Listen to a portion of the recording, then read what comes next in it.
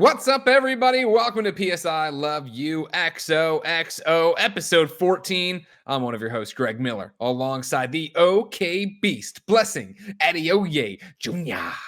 What's up, Greg? You called my bluff, Bless. And I did. appreciate that. Over the weekend, I tweeted, is everybody else just drunk this entire quarantine? To which you said, are we drinking on PSI Love You? To which I was like, yeah, hell yeah, whatever, doggy dog, some stupid Nick thing. And then forgot about it. And then we started the show and you had a whiskey. Yep, I got a whiskey right here. I'm already lit, Greg. We're already off to a great start. See, I had to go get my own there too. See? Give me a cheers there. Give me a little clinky clink. Yeah, cheers. Hey. What about it? What were you gonna say? Is that a big ice cube you got in there? Yeah, it's one of them big round cubes. Where do you just have those on deck? Why would you not let me know? Kevin, we actually mentioned it in the pre-show, and then even after we mentioned it, whiskey. Even after we mentioned it, I said I'm gonna go get my whiskey. Why? I didn't know it was a thing. You were there, I didn't know the attachment behind it. Go get your bourbon right now. Look, you're getting the green ring around your squares. Yeah, I told you about that. We warned you about that. It didn't happen to me till now. Well, they can't even see it, so it doesn't matter. But Kevin, I want Kevin. Go get your bourbon right now. Just go. Do you know where it is? Where is it all? Where is it? Where is it? Do we trust Kevin to run the show when he's drinking bourbon? Yeah, I mean, because it's just stay out. Wasted running these shows. Exactly. All he has to do is just know when to chime in and when not to chime in. No big deal, right, Kev? What the fuck's that supposed to mean? Blessing, how the hell are you? I'm doing pretty good, man. Especially now that I got this whiskey. I think that's the thing that's been missing from my quarantine is alcohol. Oh, wow.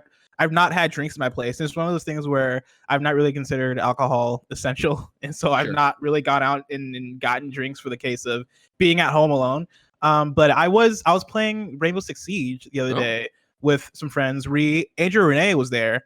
And Andrew Renee was actually the one that told me about an app called Saucy, who they're not sponsoring us, but Saucy is basically an alcohol delivery app, which I used today, in order to get my whiskey and some Angry Orchard. And so now that I'm stocked up, I think I'm doing really good right now.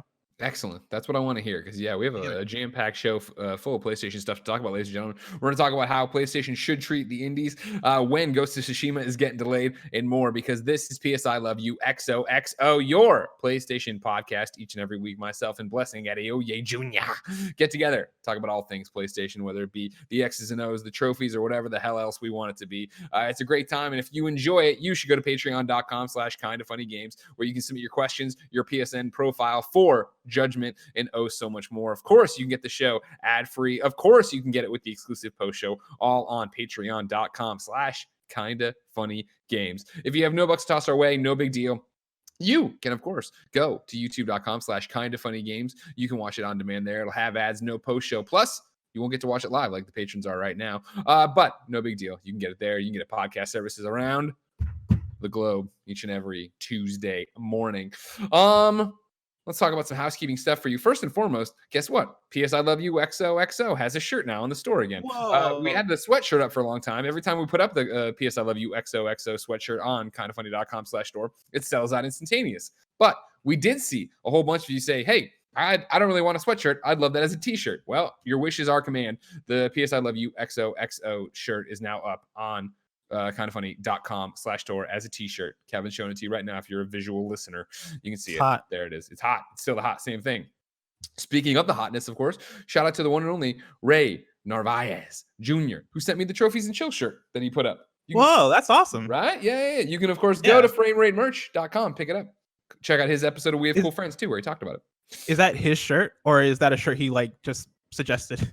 No, it's his shirt. No, Ray and Tina run frameratemerch.com, so you can go there and you can pick it up. And they have the achievements and chill. They have the trophies and chill, so you got all sorts of different stuff. Heads up, as all of you know, of course, ladies and gentlemen, if you are a visual listener as usual, you're watching Kinda Funny Programming, of course, thank you. Remember that, I think it's been covered. I forget on what show. Kevin, you remember when I was talking about the castaway thing? With the thing? Give me a little bit more. The tooth? Remember when I said, this is I'm living a castaway moment, like the movie with Tom Hanks, where he was going to get his tooth worked on, and then he got trapped on a desert island, right? I was going to get my armpits worked on. Yeah, okay. What did I say? Desert. No, you're right. No, that's not right. That's not right at all. Wait. Okay.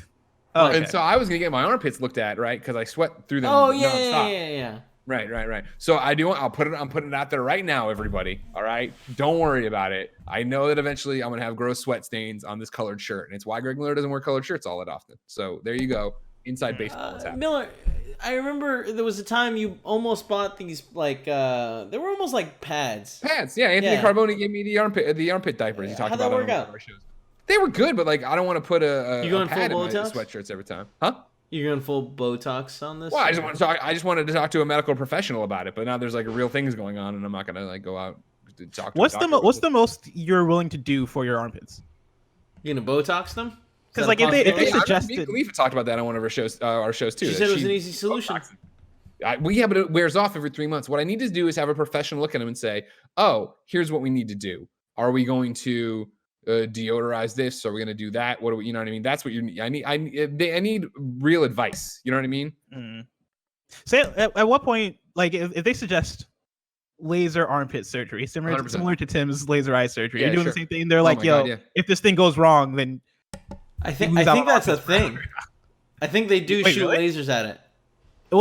Are there cons to that? Like Tim's eye thing or this actual laser? No, I don't know. Because I talked to the doctor yet about what will happen to my armpits. Yeah, because that's the thing is like there's consequences if the eye thing goes wrong. If you get laser armpit surgery though, like there's like no risk to that. You can't go blind in your armpits. I mean, what's gonna happen? I sweat. I keep sweating. I already lived that life. Exactly. You know what I mean? It's changed my life because I just wear black shirts all the time. So black shirts like a piece I love you shirt on kindoffunny.com/. Shout out to here's a shout out. I think something cool is happening.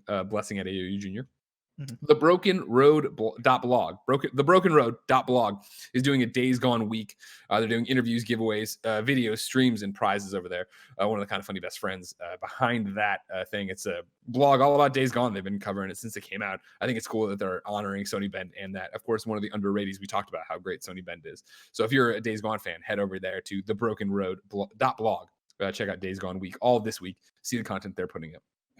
Shout out to our Patreon producers, Mohammed, aka Momo, James Hastings, Evan Ballard, Steven Insler, Sencho West Gaming, Duval King, Jabub, Cody Banks, the Secret Agent, Trent Berry, Max Blair, Julian, the Gluten-Free Gamer, Tom Bach, Nano Support, Michael Bradley, and Joseph O. Youssef. Today we're brought to you by twitch.tv/kindoffunnygames, but I'll tell you about that later. For now, blessings. Start us off with the X's and O's.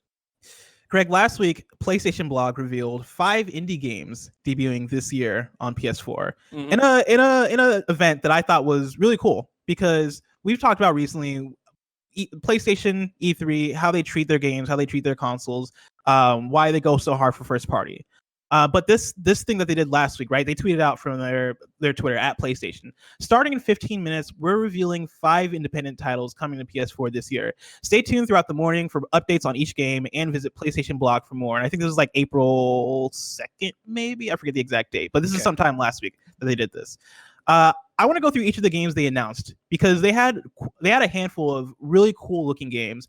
I want to talk about each game, and I want to ask the question to you, Greg. How should PlayStation treat indies, especially now? Okay. And what I mean by that is we've had big delays. We're having big delays, right? Last was got delayed. Iron Man VR got delayed. Ghost of Tsushima, there's a chance that'll probably get delayed. Save that for later. That's our question later in the show. Yeah, we'll talk about that later. We have new consoles upcoming, the PS5. And then we have State of Play being a brand that they want to develop and introduce and all this stuff. And we have I feel like right now it's a State of Play in a while. These seems like this. We have it. This should have been a State of Play, right? And that's my whole point. That's why I want to talk about this because when we talk about how should they treat indies, they have a brand, State of Play, that they could have utilized in order to show off these 5 games in a way that might have gotten more people's eyes on these games, and then also could have strengthened that brand. Right, as a presentation brand. Sure. And I don't know, maybe they didn't want to do it because of the PS5 and they want to get people. Maybe they thought they would weaken the brand too. This is a great topic. I'm glad you're bringing things like this to the table. You know. Yeah, and so let's talk about the games first, then talk about how the Sony overall is treating indies and how should they treat indies and all this. Kevin, you got these trailers? Yes. Thank you. Great. Yes, cool. Thank you, Kevin. Kevin, you can play the trailers in the background Kevin, as I read through the. Yet? No, I don't have bourbon at this house. All right. Oh, you don't have it at the house? No. Do you want to come by? You live near. I can just go out. My old spot is only 4 blocks away. You know what? Just go huff your gas tank.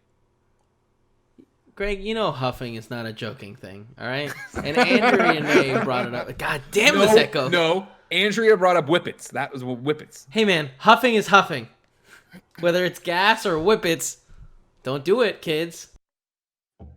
So PlayStation revealed 5 games. The first one being a game called Boundary Orbital Security Detail. I'm pulling from the PS blog. All the write-ups I'm going to read are from the PS blog. This one is written by CT, the producer of Surgical Scalpel Studio. Kevin, I'm assuming the trailer's up here if you want to watch it, if you're a video watcher. It's out this year. Astro operators gear up for zero gravity shootouts with high-tech weaponry. We always get asked the same question about Boundary. How did the space shooter idea come about? First-person shooters are a classic genre, having been enjoyed by players across different environments and time periods, including wars, cities, and even other planets. This got us thinking, why can't we set the stage in space? We brought this idea to life by building Boundary as a more simulative, low-orbit environment shooter, and this is what makes Boundary unique. We call our armed astronauts AO, or Astro Operators, and you'll need to think like one in Boundary. Movement is turned on its head in space. You have full freedom of movement, and you aren't restricted by gravity like you are in most shooters. But keep this in mind: as many possibilities as zero gravity opens up, it brings even more challenges. A well-trained AO knows how to use the environment to their advantage. Floating debris makes for a good blind spot to conceal your approach. A solar panel might be a good spot to plan an ambush against an unsuspecting foe, and you can even use your grapple hook for substantial acceleration from one point to another. Greg, when I first saw this trailer, I was actually very blown away because it looks like Rainbow Six Siege, and I love Rainbow Six Siege. I've been playing it nonstop for the last couple weeks. But and I don't want to call it a gimmick, but the hook here is that it's in space and you're floating around. And when we say space, we mean space. Like it's not on like another planet or whatever. It's you and a bunch of people dressed up as astronauts, different astro operators, quote unquote. Yeah, if you're an audio listener and you can't see the footage, the idea here is low orbit, right? Like just the space station orbiting Earth is where you're fighting. You're outside fighting on or around satellites and stuff and shooting and blowing that all apart. Yeah, and so I'm looking at Polygon's write-up about it from it's Charlie Hall from May 16th, 2019, right? This is from it's a first-person shooter, obviously, from a 14-person indie team called Surgical Scalpels, and who lives and work in mainland China. The game will be multiplayer only and pit 2 teams of 5 human players against one another. A big part of the tactics will be customizing ammunition loadouts. Players will be able to select the mix of ammo they load into their magazines. And and I can't wait to talk about the presentation of all this, right? But specifically about the games as we get going. When this trailer starts, I think it starts it's another one of these, right? Like I feel like we've seen not a lot, but enough of the I'm floating in space, I'm having a gone home in space kind of thing. You know what I mean? It's just, we're up here. Oh God, what's going on?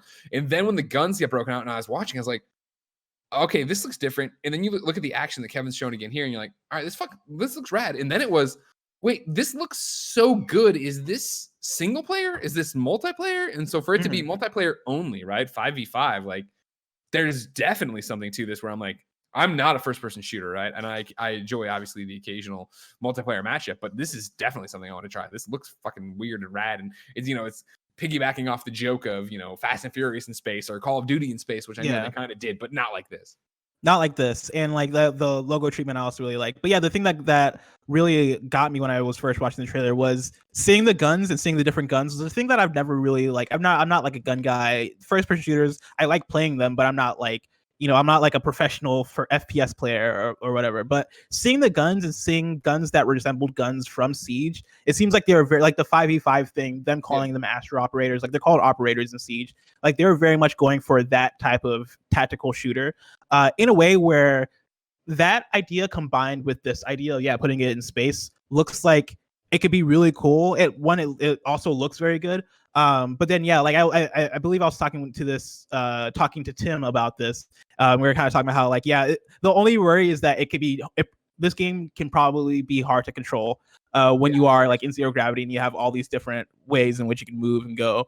But aside from that, and again, I haven't read through Charlie Hall's preview from back there, and I haven't seen much outside of all this. So it is that question of how hard is it to float around in? How disorienting is it? Are your feet always being locked to some central plane of thing? Because even as they move around here, I'm like, as you can see, I forget that I'm watching on my screen, and that's not what Kevin has up. like you see them doing like the and I'm not an astronaut, the gravity, like the movie Gravity, right? A little move the knob and have the oxygen or gas or whatever propel you in different directions. And so do I have to worry about and when I'm shooting, am I getting pushed back a bit by the bullets? And how's that going? How's it all tying into each other? But it looks awesome. I would imagine that it being in space, probably like the slowdown in movement probably helps. Like the slowdown in tactical games in general, like this. Like I remember when I first started playing Siege, or this round of Siege that I've been playing over the last few weeks. I came into it after playing Apex, and I was like, shoot, man, Rainbow Six Siege is really slow in a way that I didn't realize. Yeah. And so for it to be a tactical shooter, like that type of game is already kind of slow, and so space, it might not be as big of a problem in space where I want to bring take your time. The Charlie Hall piece here. Game director CT told me that Project Boundary will be played entirely in. Oh, this is before I guess they just called it Boundary. In zero gravity, movement will be facilitated by extra vehicular backpacks, which will allow combatants to accelerate and change direction with pressurized jets of gas. Some packs will be heavily armored and allow for high speeds to be built up over time. Others will allow for quick darting movements over short distances. It's up to the player to customize their squad with various backpacks and to bring the right mix of weapons, gadgets, and perks to bear for a given match. It's awesome. Yeah, no. Yeah. Like this it sounds awesome. Yeah, it sounds super, super rad and something that I would love to get in and kick around and see what's up with it. It also has a cover system, apparently. Oh, really? Yeah. Interesting. The next game that Sony showed off as part of this five indie game ordeal on PS Blog is a game called Going Under. This blog post is written by Caelan, Pollock, the co-founder at Aggro Crab Games. It's out. Yeah. Do you get the name? No. What is it? Aggro Crag was a thing in Guts, a Nickelodeon show we all loved. The Aggro Crag, you would climb it and shit at the end. Oh, that's really cool. I would not have put that together. Oh wait, hold on. Hold on. We got breaking news. Jen, is this the bread you made? Yeah. Oh, this is great. Oh. Jen made her first sourdough, and it's really good. It's warm out of the oven. It's really good. Wow. Yeah, good on her. That's awesome. Did she have it in a jar for a while with all the little bubbles? No. Does she want to package it up and mail it to my address? She will gladly drive it to you, Blessing. Yeah. No, I have a second loaf. She has a second loaf too. Can I get a piece then? I'll be in contact. If everyone's getting sourdough, can I have some? Sure. Yeah. Sure. Jenna's gonna do like a delivery service. Did you just eat the bread or an apple? I mean, yeah, Kevin, what's going on over there? I mean, an apple. Okay. Do you want to mute yourself because like, so some large bites you're taking This there. is some classic podcast beyond shit. Fucking go over eating an apple right here. No, it's fun. Yeah, everybody. Sorry. That's me.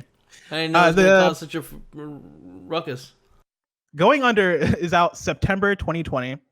And I should also mention in the original PS blog post, or I think it was their tweet, they said all these games are coming out this year, which is also exciting. Explore the ruins of failed tech startups in a new roguelite from Aggro Crab Games. Aggro Crab Games is pleased to announce that we'll be bringing Going Under to PS4 this September. Going Under is a roguelite-inspired dungeon crawler about exploring the cursed ruins of failed tech startups. You'll wield office junk as weapons as you battle your way through the forsaken office complexes. Stab a demon with a thumbtack one moment, run over a goblin with a smart card the next. Your options in combat are constantly changing. Throughout your run, you'll also learn skills that change the way you play, harness powerful effects that can light a whole room on fire, turn enemies to allies, or just make your arms really buff or something. The story follows Jackie, a fresh-faced college graduate, as she begins her unpaid internship in the not-so-distant future city of Neo Cascadia. While she originally applied for a marketing job, it quickly becomes her duty to fight off monsters in the basement before they can disrupt workplace productivity on the surface. Her coworkers might not respect her yet, but in time, they might become her valuable allies as she hacks and slashes for the sake of her employer. Will you complete your internship alive? What will you learn about your startup that hired you and their mysterious parent company? Can you save yourself from going under for good? Greg, did this game do anything for you? It does everything for me. And I think it's surprising because it was the same way of when I first saw it, not reading the post, I jumped into all the trailers really before I read anything about them. And so you start watching it and immediately I was like, oh, I don't know. It's not the art style is bad. You know what I mean? It's very unique. It's very colorful. It's almost cartoony. And it was that idea of like, oh, so it's just to beat him up. What are you doing? What's going on? And then reading about it, and like obviously as the trailer goes on, it tells you this as well. But I think their first sentence really describing it right of Going Under is a roguelite inspired dungeon crawler about exploring the cursed ruins of failed tech startups. In That's one of the best one-sentence pitches I've ever heard for a game. Like, yes, because that's art style. When I look at it, I'm like, I don't know how I feel about that. To know that it's a roguelite, to know that it's a dungeon crawler, to know that it's got this unique angle on it, right? Of failed tech startups. I feel like for me personally, especially with dungeon crawlers, because I do love them and I am excited for like Minecraft Dungeons. It's that idea of like, all right, cool. It's another, even for Moonlighter, right? All right, cool. I'm just going, it's another like, not medieval, but you know what I mean? Like that blacksmithy time of of living in a town or whatever, to then go in and fight these monsters and come back and do the same things over and over again. The idea that it is something that we already know works, we already know we love it, but to give it such a unique presence, to take it and put it into the cursed ruins of failed tech startups. And even as you go through to see the pop-ups and how they look like iPhone notifications, to see the way your mission structure, I guess quest structure is laid out. Even their tagline, right? Going under, internships are heck. Like the game seems super cute and it seems super funny. And I hope that when I look at it and I see the gameplay of it, it looks like, okay, cool. I think I'm going to be into this. I hope the gameplay feels as good as the idea looks, if that makes sense. That's where I'm at too, is where I saw the art style. I wasn't really digging the art style. Watching the gameplay wasn't really doing much for me, but hearing the description of it, like just the word roguelite does a lot for me because I really like roguelites. Like I love Dead Cells, love Rogue Legacy. If you tell me that I can repeat a game over and over again is procedurally generated, that's an easy way to sell it to me because I love those types of games. Yeah, but back being stronger, doing something different. Yeah, having some sort of progression over time, but like being able to come in and being like, I want to have like a quick 20-minute experience or 30-minute experience or 40-minute experience that where I can go in and be done and not feel compelled to have to keep going. Like, yeah, I'm totally into that type of gaming experience. And the aesthetic, not like the art style aesthetic, but the setting aesthetic, right? Setting, right? Like all the main hook, right? It being in the cursed ruins of a failed tech startup sounds fun, sounds cool. We're in right. That's the biggest thing. Yeah. Yeah, sounds. We live in SF now, home of the cursed startup. Yeah, that's what I was saying. Like we live in SF, and so like this feels like it's marketed directly towards us. But that said, like I'm looking forward to this one. This one sounds really cool. Yeah, 100%. Then the third game they showed off is a game called John Wick Hex by Mike Bithell. Baby boy Mike Bithell finally making the right choice. He did what we always want. Take your games, put them on PC, beta test them there, let those people live through the misery of it. Then you bring us the good stuff. You know what I mean? When you've crafted it, when you've honed it into a unique, cool instrument, you bring it to us. Let the cave people with their PCs over there try it out and worry about it. Their X's, the EXEs. So this is out May 5th. Of course, Mike Bithell wrote this blog post on the PS blog. He's the game director. If you got to not do it with your Mike Bithell accent. Oh, I don't even know. He's British, right? Yeah. You can do it. You got the better British accent of both of us. Oi, Governor, John Wick Hex is a timeline strategy game, meaning it's a game where you take control of Wick's second-to-second Governor decision-making. But crucially, it's not turn-based, it's time-based. Nailed it. That was really good. I thought I was listening to Mike Bithell. That was incredible, Greg. Juicier, you know what I mean? Wow. The blog continues. Actions take a specific amount of time to perform. So as you play, you'll need to time your performance around that of your enemies. It's a dance, choreography, fight choreography specifically, and it's fight choreography informed by the action team behind the John Wick movies. So your action will follow the rules and challenge of what you've seen in the films. Indeed, in playtesting, we found that players who are fans of the movies actually play better. So rewatching the trilogy between now and our launch might be a good idea. Bringing the game to PlayStation has been a lot of fun. The fine people at Ant Workshop have collaborated with the game's original creators to create a version of the game redesigned from the ground up to put Wick's skills at your thumb tips. The game just feels right on DualShock 4 in a way that surprised even us. You'll hit a speed and grace as you play strategically which is surprising and rewarding, and you'll need to if you want to grab every trophy on offer. Greg, have you already played John Wick Hex? I have, at E3 last year. There, I guess, whatever. The last E3. What were your thoughts on it? I really dug what I saw, and so it was that thing of, but it's only on PC, and I was like, I hope you'll bring the console, so I'll wait. Obviously, like I always do.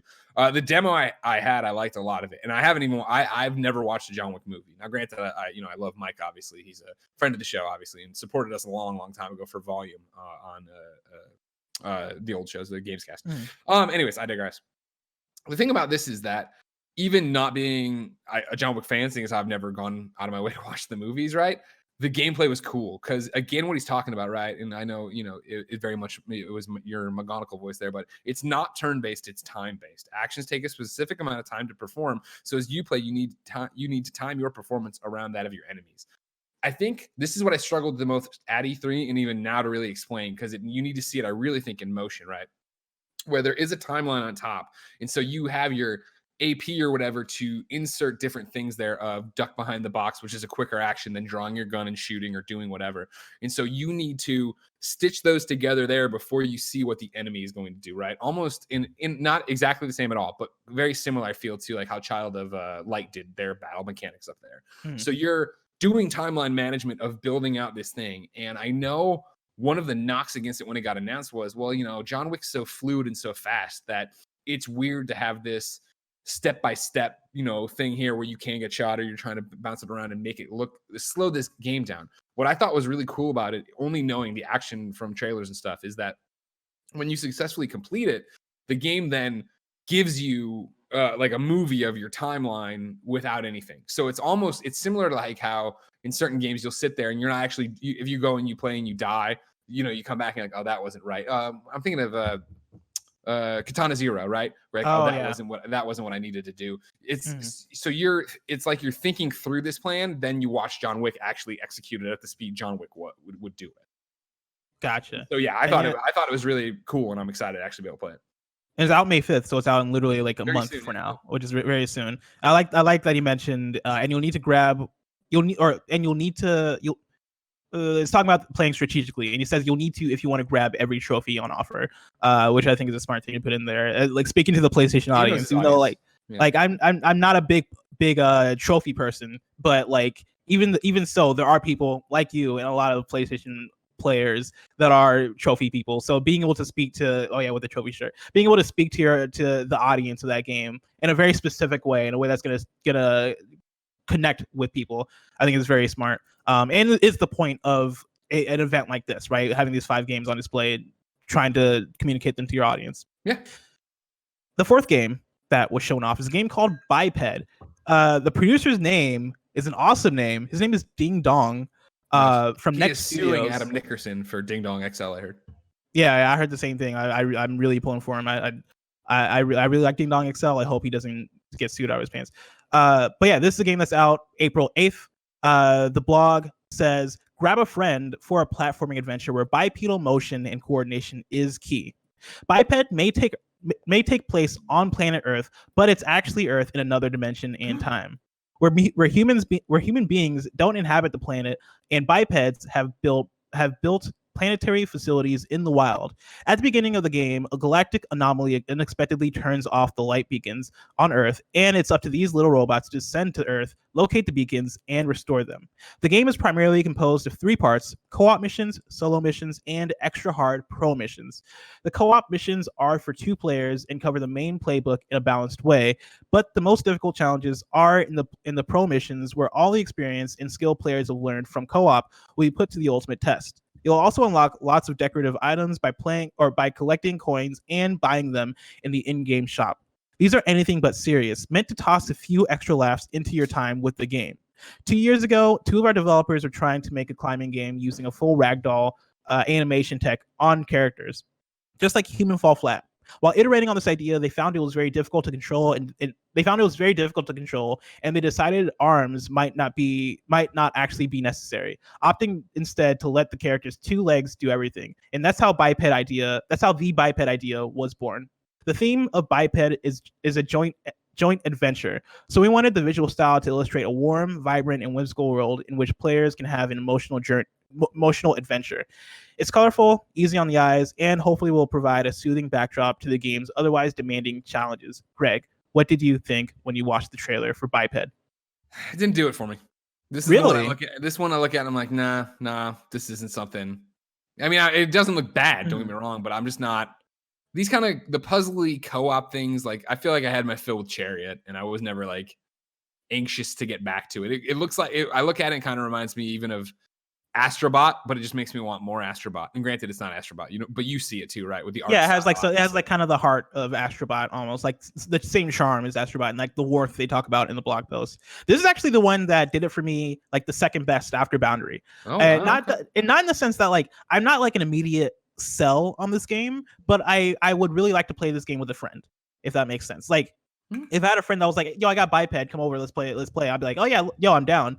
But the fact that I mean, it does have solo missions, but the solo missions seem like the thing that are going to be skippable to me. Like the idea of it's going to be me and a co-op partner, and we're going to have to kind of we're going to have to solve puzzles together in a way where we're both connected. That just sounds like a fun idea. That reminds me of I know this is a PlayStation podcast, but there's a Mario Party mini game where you guys are tethered together in Super Mario Party, and you have to like make shapes with like the line that's between you two.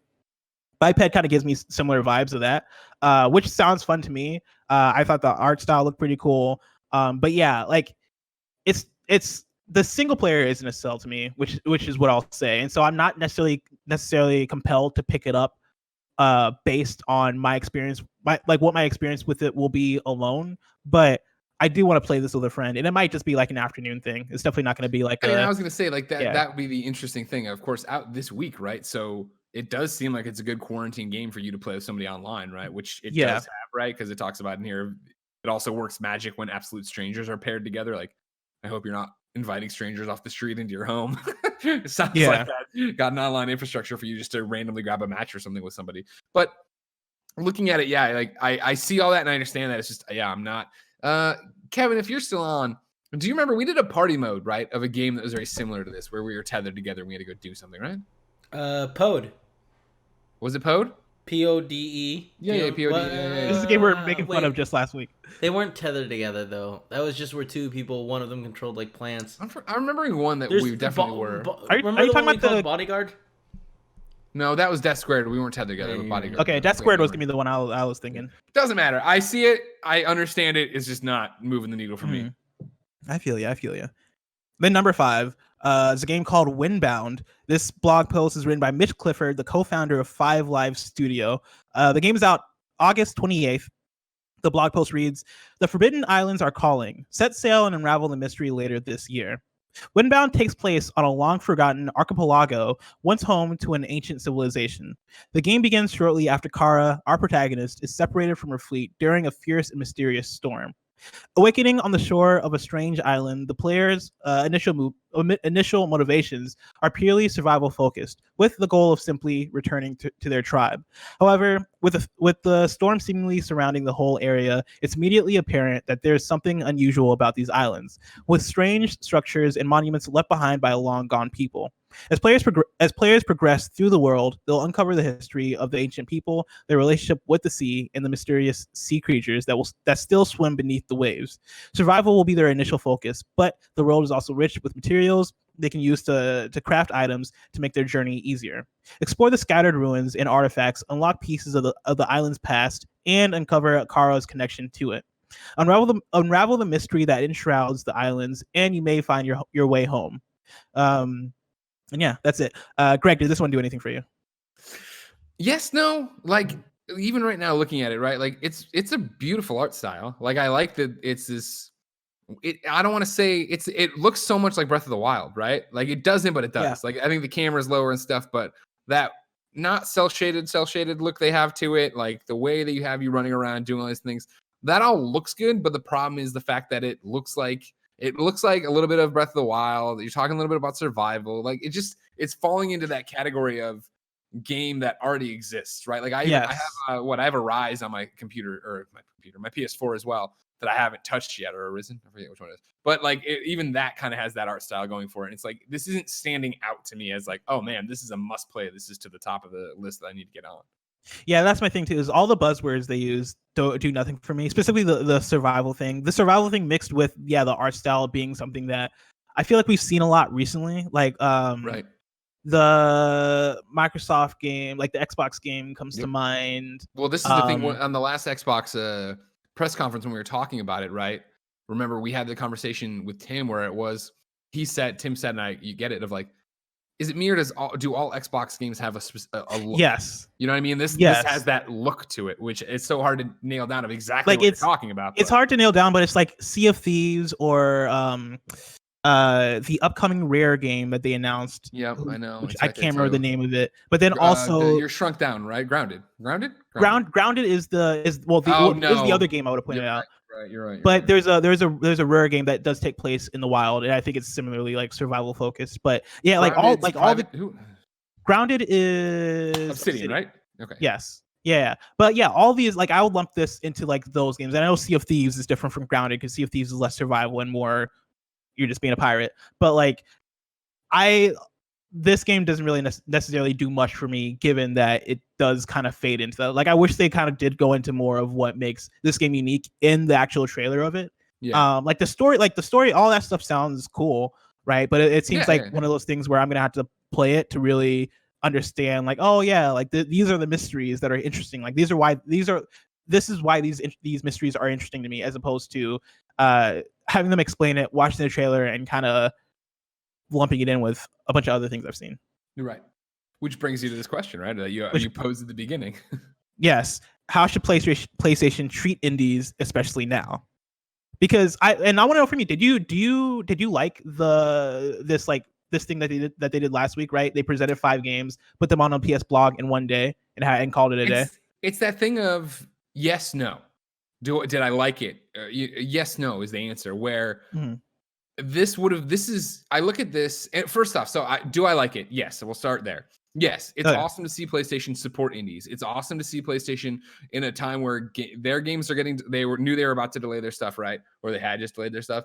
And they know that indies are going to be more important. They know that indies right now, who are already a work from home environment, have the best chance of actually getting their games through right now as AAA starts to put a pause on everything with obviously the quarantine from COVID. I like that.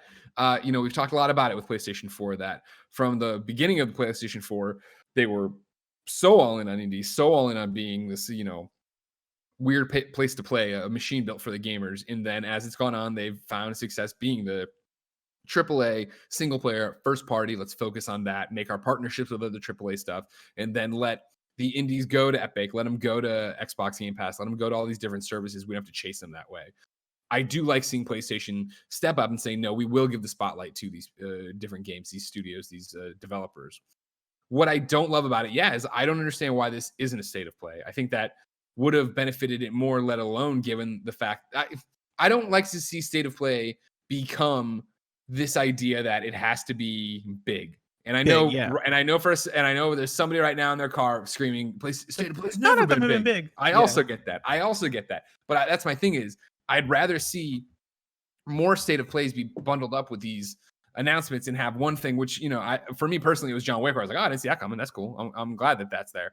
I think you could bundle these up and do a 10-minute state of play. Like, you need the VO and the graphics package to go around this, and you're done, and it's all there. And it would make people watch this in a way that, with all due respect to the PlayStation blog, who does amazing work, I know people don't have that as destination viewing every day that they need to pop in. And I also know from making our own headlines and working at IGN for as long as I did, the headline being PlayStation announces partnerships with 5 new indies. That also doesn't get clicks. And I'm not saying clicks in the let's make some money. I mean clicks in the way of let's show you some cool fucking games. Yeah. Like, we know that, and this is both PlayStation and IGN and us and everybody else. Like, we know that there's an audience that would buy these games if they're brought to them. But like you're saying, just putting them on the blog, I don't know if that's enough. So I like that they did this. I think they could have done more, and I'm not upset. I'm sad they didn't, because you figure, like, what you're looking at here is very much the reason we started the Kind of Funny Game Showcase, which was like, we know that maybe of all these, for the first one, 69 games we did, only 4 or 5 of those are big enough. Yeah. Thank you. Nice. Those are big enough that they would get like somebody to go watch their trailer on YouTube specifically for them. But you bundle them all up, and suddenly you do have, a hour long show that is jam packed with shit that you're going to find new things, and you're going to sell new things to people. Like, again, the PlayStation blog is great. They do great work. It speaks to a very specific audience, though. And I think that video speaks to a wider audience. And so to already have these trailers, even if it wasn't that, like, I think it would have been better served for the PlayStation blog to have it bundled to be like, hey, everybody, I'm Sid Schumann. Today we're doing this thing for these indies. There's going to be 5 of them. Let's look at all the trailers in one shot. And then if you want, you can click below to read all the blog posts and see their individual trailers there and share those and blah, blah. Like, I just think of bundling this in a different way. It's a great first step for something they haven't done in a while. I appreciate, we talk about how they took it on the chin for, hey, tomorrow, Mark Cerny's giving a presentation, going to be all about the road to PlayStation 5, going to be technical. Nobody fucking cared. Everybody got their hopes up. They all came in there like, this is boring. And it's like, well, it wasn't for you. It wasn't this. Being like, hey, in 15 minutes, we're going to talk about 5 awesome indie games. That's a great way to do it. You can't burn yourself up with anticipation and hypeness for that. Yeah. I pretty much agree with you on everything. Like, and even if they didn't want to call it state of play because they have certain expectations for state of play, like even if you called it something else, right? Call it like create a new indie initiative and call it PlayStation Indies or PlayStation Loves Indie or something like that. Yeah, go back to that thing. I don't know if you remember that there was at PAX West where PlayStation did the PlayStation Hearts Indies, and that was like, okay, was that what? Logos, yeah, they have that thing, and like that was great. Like they should keep that, and that should be like imagine that. And I understand that like we're coming off of Nintendo Indie World, which was a bunch of games or whatever. But imagine if this was a video conference or whatever bundle hosted by Shu and Greg Rice. Hey, everybody, I'm Shu. This is Greg. We're the new faces of PlayStation Indies. We have 5 games we want to tell you about right now. And there you go. And you just knock them out. Yeah. Like I'm glad they did this. I'm with you again on that. This is what I want to continue to see from them as far as let's give shine to indies, and I think it's a win-win for them. With Last of Us already being delayed, with Iron Man being delayed, with Ghost of Tsushima probably being delayed, right? Like there's going to be a drought. There's going to be space that you can give to games like these in order to give them exposure and in order to help fill out your catalog for the year since things are getting weird. And with the PlayStation 5 upcoming, right? Like I think you do want to start ramping up in order to give that either your launch lineup or your launch year or whatever you want to call it, give that power, give that support. I think indies are going to go a long way toward doing that. But yeah, like figures of to your point of if you started now, if you start in April with PlayStation Hearts Indies, hey, even be like tomorrow we're doing they numerate them, right? We're doing a 10-minute, an 8-minute PlayStation why did I lose it? State of play. A state of play that's just about 5 upcoming indies we want to tell you about. Like if you set that precedent and you also clearly communicate what you're about to get, by the time you get closer to PlayStation 5, you can already have this history, right? Of like a recent history of indies matter to us. Indies have been supporting us. We're excited to show you what indies are going to do on PlayStation 5. And then even going into 2021, be able to do more of those.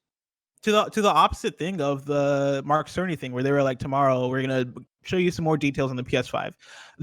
I think them announcing this 15 minutes beforehand, even though it does like set you up to not fail, I do think even providing more heads up, like them doing it the day before and being like, hey, tomorrow we are going to show you 5 indie games.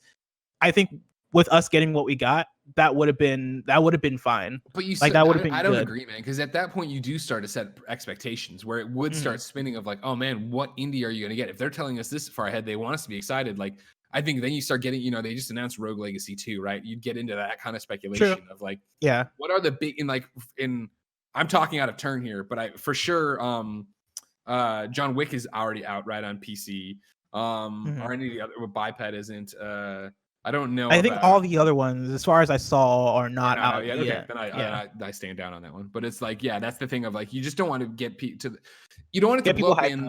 Hyped up to then blow back. Because like, even being an indie dev, and I've talked to a lot of them, they know they're small, but they're excited to show you their game. And so to put them behind the 8 ball already, where it's like the comments are going to be, hey, I'm super excited for this thing, but I was more excited for hoping it was going to be Rogue Legacy, hoping it was going to be this indie, hoping it was going to be an announcement from this team. Like, that sucks to be the guys who did announce your game. Like, that makes sense. That makes sense for sure. Greg, that's it for X's and O's. Well, you had a question here, don't we? Oh, do we? Do you not want to read the questions? Are you turning your back? See, I didn't. Golden child of Kind of Funny. Are you turning your back? I've been so confused on whose job it is to read the questions. Is it me or is it you? Do I read the question? I don't know. This is a team effort, man. We do whatever. I'll read the question. Leftstar or Lefster. Levs T3R. Real easy, isn't it? Huh? Everybody wants to make fun of me when I can't say a name. Look at Blessing. I'm gonna say Lev. I'm gonna say Levster. Lester writes in and says, once PS5 launches, do you see PlayStation changing the narrative? Yes, they have games, but why don't they talk the walk like Xbox is? And so this is what I did, is I tossed this in because I think we are at that point, indies being, canary in the coal mine of how is PlayStation going to change from PlayStation 4 to PlayStation 5? And is this blog initiative here, this thing they tossed up, not out of the blue, but not on any normal schedule, is that, hey, something they believe in and they want to do more of and they want to push in a different direction, let alone the fact that, as we just talked about, PlayStation 5 probably going to be, if it's like PlayStation 4, more dependent on indies at launch than it was.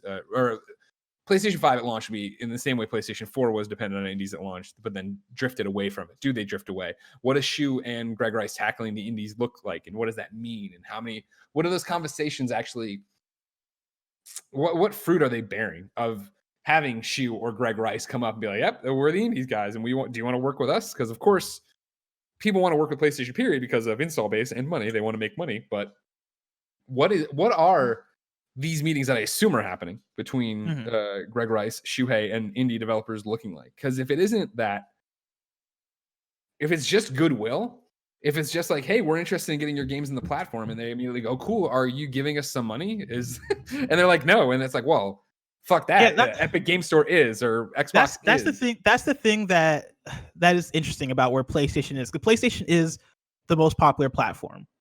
But when you look at every other platform, when you look at Switch, right? Switch is the most popular console platform for indies.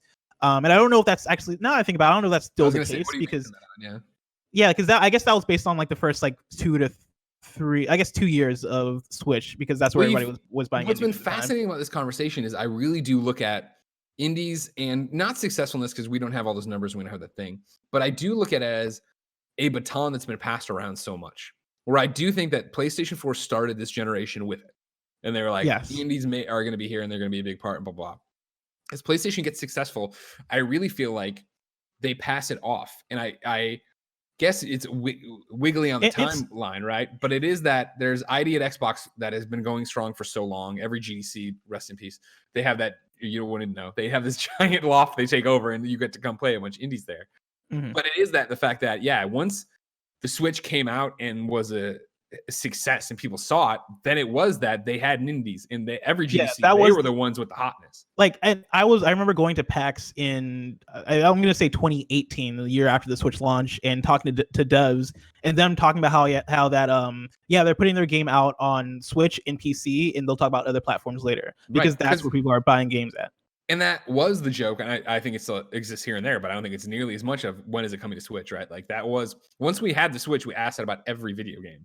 Yes. And I don't think it's fully swung back, but I do think that the Nindies movement isn't as powerful as it was, especially looking at the last Indie World, where it was very much like, oh, okay. But it was a similar thing to, I think, this, where, cool, they did an Indie World, and we've known historically Indie Worlds mean there's going to be something like Golf Story 2. There's going to be some big thing there. And when there wasn't this last time, it was like, oh, okay, those are cool games, but whatever. And then you wonder if I think the baton hasn't fully been passed, because Nintendo still cares, but has been passed in some degree to, hey, Xbox Game Pass is a great way to launch our game day and date. Hey, Xbox in general, or hey, Epic Game Store. Like, people are going back and forth in a way that is interesting this last Like, generation. If you look at Xbox Game Pass, just last year, you have Outer Wilds came out day and date on Xbox Game Pass. Void Bastards came out day and date on Xbox Game Pass.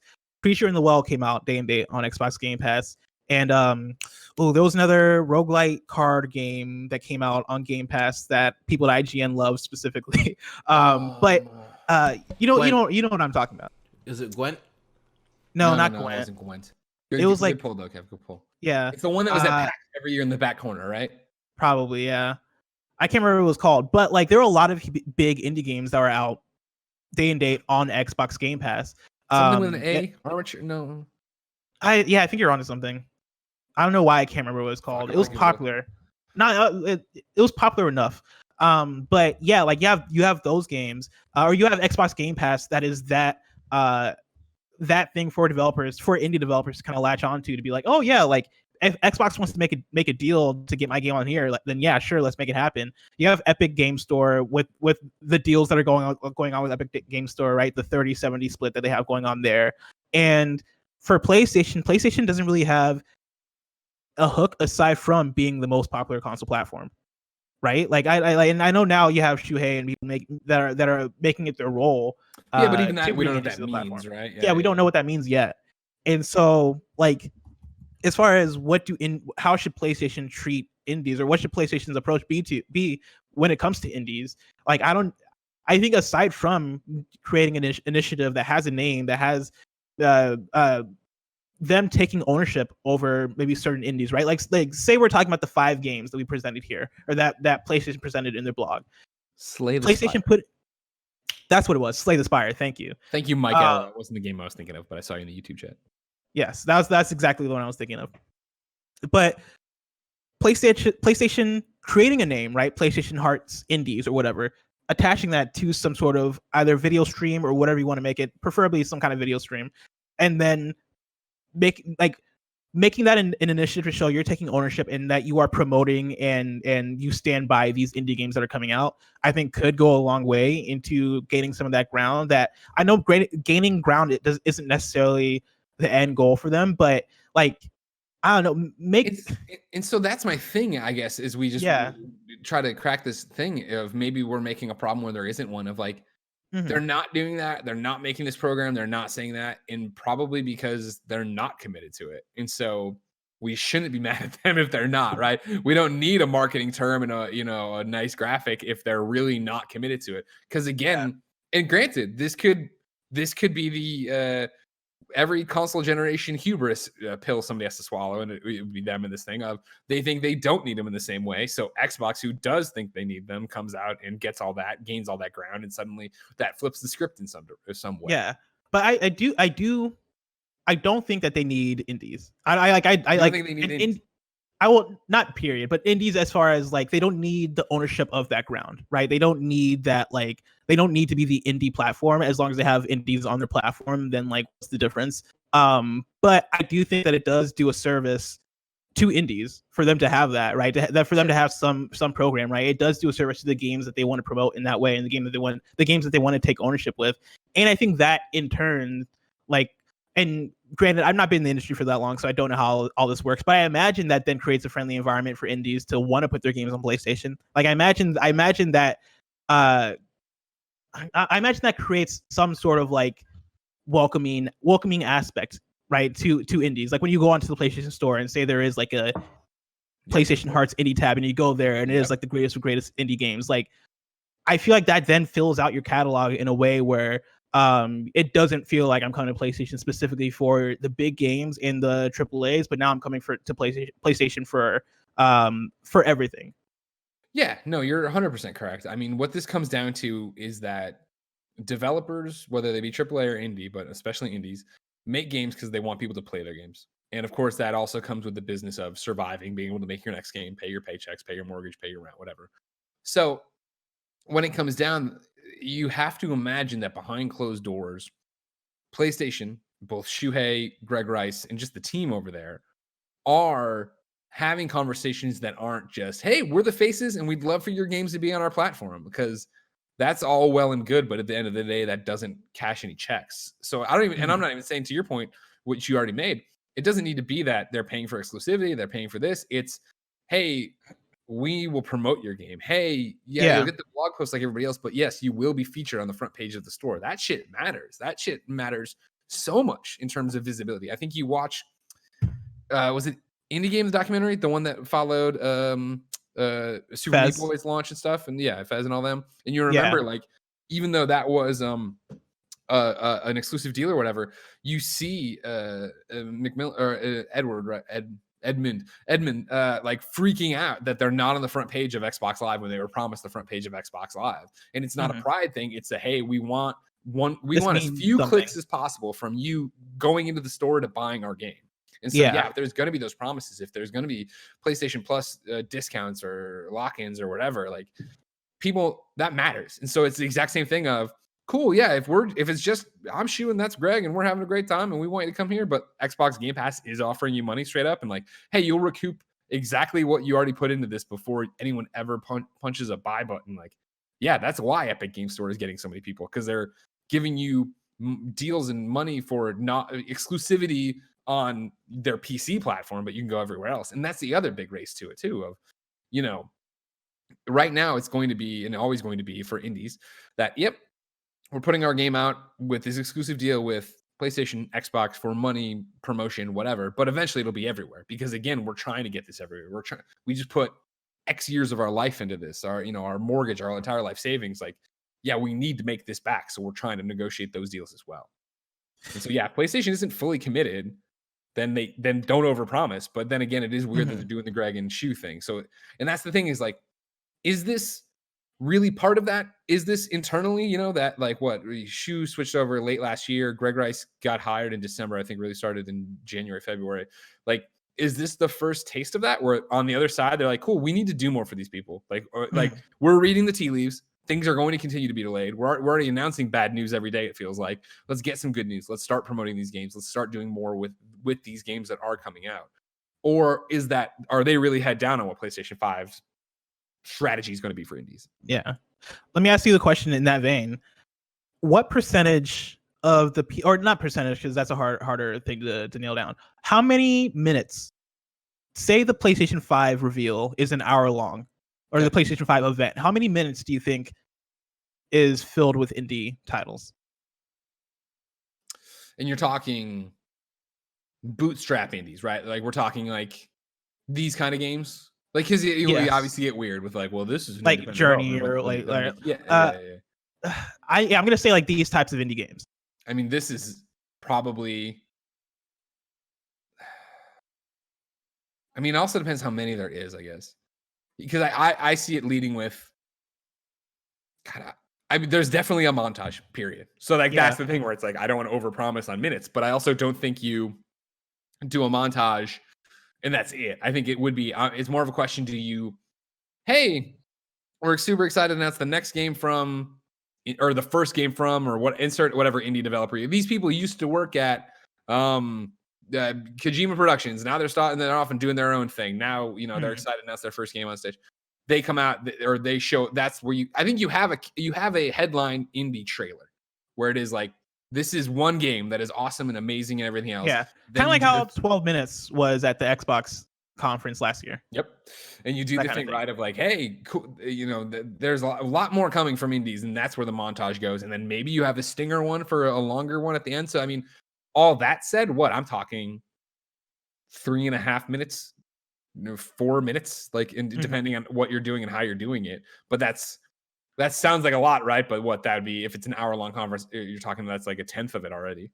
And you figure on top of that, you have to show the hardware, give a price, give a date. Yeah, that's true. Reveal all these other things too, where it sounds like that's nothing, but you really save the big beats for it's going to hopefully Horizon Zero Dawn 2, Horizon 2 Dawn. You know what I mean? Like you have that come out and have a really long presentation. God, when are we going to hear about the PlayStation 5? Bless you know. I'm waiting. I'm thirsty for it, Greg. Thirsty. I'm parched. You know what I'm thirsty for, Bless? What is that? A word from our sponsors. It's twitch.tv/kindoffunnygames. I'll keep it short. There's no real sponsor this week, and I don't want Cool Greg to have to edit this out. Remember, everybody, we stream all the time, all the shows. Well, not this show, but the daily shows. Twitch.tv/kindoffunnygames. If you have no desire to ever go to Twitch, I understand. You're just a podcast person. That's great. Remember, if you have Amazon Prime and you're keeping in these tough times, you still have Twitch Prime. You can give away a free 30-day subscription to a Twitch channel of your choice. Just link up your Amazon Prime to your Twitch Prime, and bam, you can give it away. We ask you give it to Kind of Funny Games. We love and appreciate you. I understand there's a lot going on right now, but any support you can give our way would be great. Twitch.tv/kindoffunnygames. Like, subscribe. Bless. What up? It's time for Whatcha Playin. And I think I know the main thing you have been playing. It's the main thing I've been playing. Final Fantasy VII Remake. Yeah. First of all, Kev, what's this on screen you got right here? I don't know. Did they see that? Did they see that? They definitely saw that. Yeah, they saw that. No. Well, if there's any personal information there, don't fuck us because it'll fuck everything up. There's nothing there. I'm looking at it now. Yeah. I'll It's show just you YouTube again. Studio, right? Yeah, show me because I couldn't tell at a glance if it was the stream key or not. No. It's just Oh, the there's the stream chat. itself and The chat. stream health.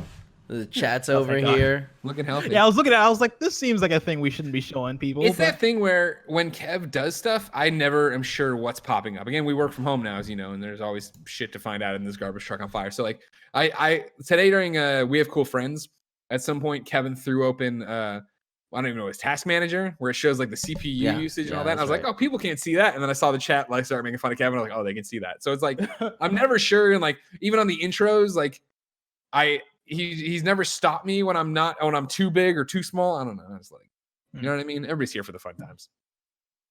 Speaking of fun times, Blessway. Final Fantasy VII remake, dude. That game is incredible, and you can go over to the youtube.com/kindoffunnygames to watch our review. Our Gamescast review is also available on the Gamescast feed. Yeah, spoiler free. It's me, Tim, Greg, Imran, Andy, and we all talk about how we feel about Final Fantasy VII remake, which is great. The game is incredible, and both of us are glowing about it. And neither of us were really that into the original Final Fantasy. Yeah, you and I were on the panel there. Well, I guess Andy too, but like Tim and Imran are the super fans who love Final Fantasy VII, and you and me are in the exact same boat of tried it a bunch of times, just cannot power through that thing. So it never clicked for me. Final Fantasy's never clicked for me. And if you missed that or you don't want to watch a full review of it, man, like this is the first Final Fantasy that's ever worked for me. This game is phenomenal. I think in every aspect of being a game. I think the gameplay is so engaging, so much fun.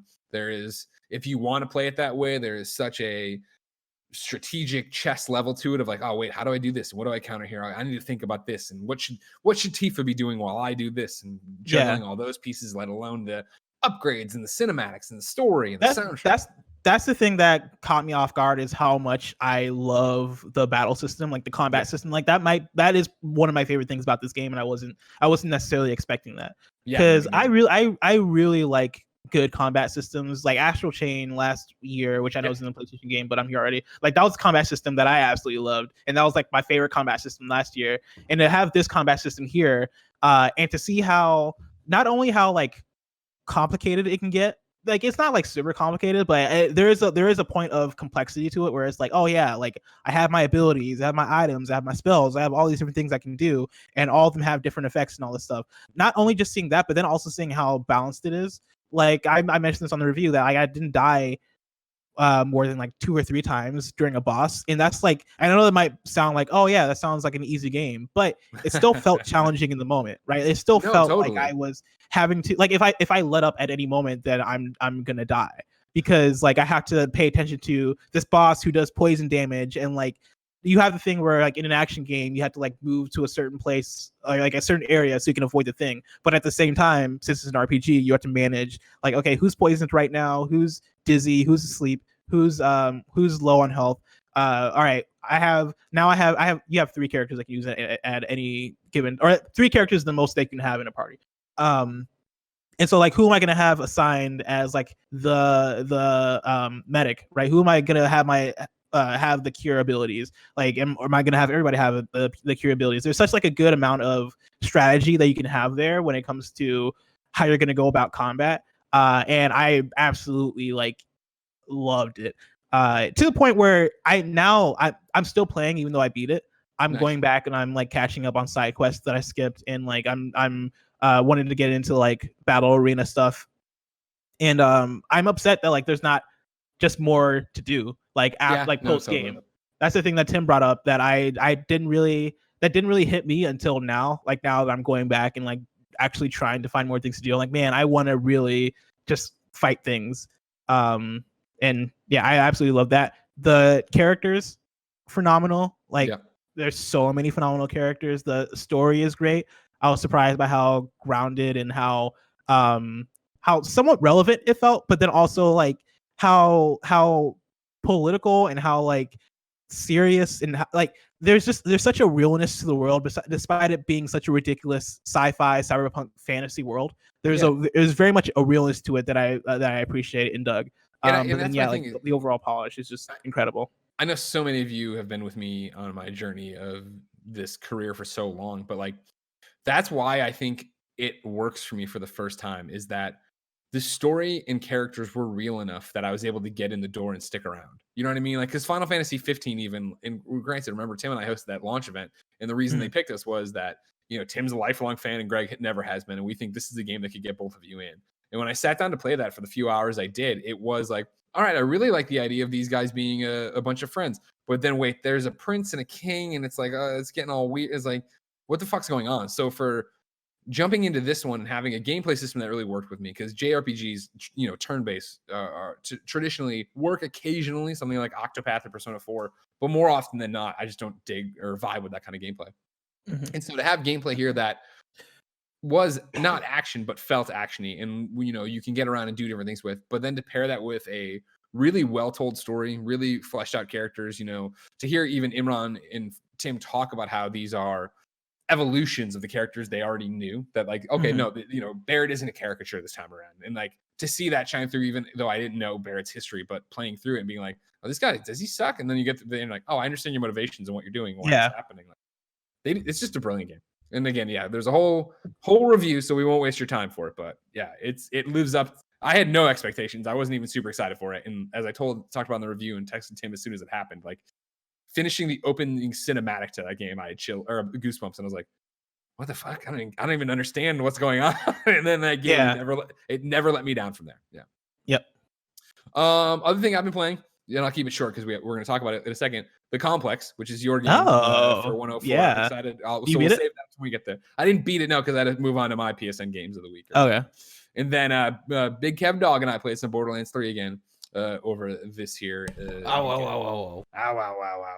And yeah, it was, you know, I think I talked about Borderlands last week with the new DLC. This was just jumping back into Kevin's game and helping him out, and you know, trying to help him finish the story and move on and stuff. So it's stuff I've seen, I don't know, 4 times already, probably in different incarnations. But as I've always talked about with that game, like such a brilliant leveling system and co-oping system of being able to jump in there, and I'm playing on Kevin's game, which is way lower, and I'm still getting rewards that make sense for me. I'm still sitting there managing my inventory. I'm still able to help Kevin talk stuff through. Loved it. Blessing. What else did you play? In that similar vein, I've been playing a lot more of Rainbow Six Siege and Overwatch. Both games that I feel like are perfect games for this pandemic situation for the quarantine, right? I'm sure that's Borderlands for you, like in Division, I imagine. Like I was gonna say, don't forget about the Division there, Bless. Now, yeah, Fran and I are probably playing tonight. If you want to stop right now, go there and don't download your Borderlands, get on in there. Kevin he probably won't, but he might. I would, but I'm watching Tiger King. I'm on episode 4 right now. I'm pretty sure Carol Baskins did it. You know? Of course she did. Are you fucking kidding me? Come on. Yeah. Anyways, of course she did. But yeah, those games continue to be phenomenal. Like I if you haven't played either Overwatch or Rainbow Six Siege, like, and you've had any like inkling of wanting to check them out, like I'd 100% say go for it. This is the thing I'll say, Greg. This is the thing I'll say about Overwatch specifically. I got a bone to pick. Because 2 weeks ago we did our PlayStation's greatest hits segment where we talk about our game of the year for every year. And I believe for 2016 I said Overwatch, and a lot of people. And I said Uncharted 4, the right answer. Yeah, you said Uncharted 4, which is an acceptable answer for sure. Acceptable. A lot of people it's a good answer. It's a good answer. A lot of people took issue with me for putting Overwatch above Uncharted 4. To which I will say, like, hey, first of all, if you want to put Uncharted 4, no judgment from me. But if you want to get at me for putting Overwatch over Uncharted 4, go outside. That's what I'll say. It's go outside. Oh wow, are you threatening? Are you threatening to fight people? go outside and fight. No, I'm just kidding. But like that's not. I'll fight for you, Blessing. I'm in. Yeah, Kevin will fight because I'll let you know, Kevin. I'll text you if they actually come outside. But no, like a lot of people gave Overwatch Game of the Year. Like that's not like a surprising thing, I think. And it's not like I don't know. I feel like people gotta expand their horizons if they think that's like a crazy thing to put out there that Overwatch is the best game of 2016. But I digress. Okay, that's what I'll say. Well, first off, I've been thinking about this, I think, since yesterday when you started using it. Where did this St. Louis Cardinals cup come from? Long story. Okay, so this is a Coca-Cola cup, right? Yeah. St. Louis Coca-Cola. So my sister. That's like a solid cup. That looks like you're at a bar, right? Like you're at a bar and you order a soft drink. My sister used to work for Coca-Cola in St. Louis, and I got this cup from her. I got this cup like legit like years and years and years ago when she worked there. It's a great cup. I've had it ever since. Yeah, it's a great cup, which is why I always use it. That's not a long story. It's a pretty short. It's not a long story. I right. condensed it because I realized I Thank didn't you. have to tell the long version of the story. Fuck, Was but the now long I really version want to know like what the she long saved version somebody's? is. Yeah, she saved somebody's life, and the bosses gave her a Coca-Cola prize pack. Exactly. Albert Pujols hit a home run, and she got it, and so she turned it back over to Pujols, and he gave her that cup. I don't know what word you said. Albert Pujols, he was a Cardinals player. You played for the Cardinals. Pujol, Yeah. it means butthole. Oh, Kevin, you're on fire. I see why the kids love you so much. Time for 104 PSN games ranked. This is a weekly special here. Not a special, it's something we're doing. It's a weekly series here on PS I Love You XOXO, where we read through the drop on the blog. We each pick a different PSN game, and then we report back after playing it. Then when we report back, we rank them in one ridiculous list. You can keep up at kindafunny.com/104 list. That's the number 104 list. The rules are simple. We can't pick the same game. We can't pick something that's AAA, and it shouldn't be something we're going to play anyway. So, like, no after party. I will read the top 10 of our currently 22. Then we have a four for today where we all have to go through and do two each. Number 1 right now is Under Night in Birth EX Late Control R. Fuck off. That was a blessing game. Number 2 is Round Guard by Greg. Number 3, Darwin Project. That was a blessing joint. Number 4, Hidden Through Time, a Greg one. Number 5, Kamiko by Blessing. Number 6, Foxyland 2 was me. Number 7, Mosaic was me. Number 8, Zombie Army 4, Dead War was me. And then Under Hero by Blessing. And then number 10, Super Destroy Not Land Wars, a Blessing joint. Now, Blessing, as I said, we have 2 to catch up on here. Last week, we couldn't say it, because of the Final Fantasy review. If you didn't know, Final Fantasy, long ass game. We had to punt some stuff we didn't get enough time to get into. So we have 2 games to go through. You have Paper Beast and The Complex. I have Moons of Madness and Snaky Bus.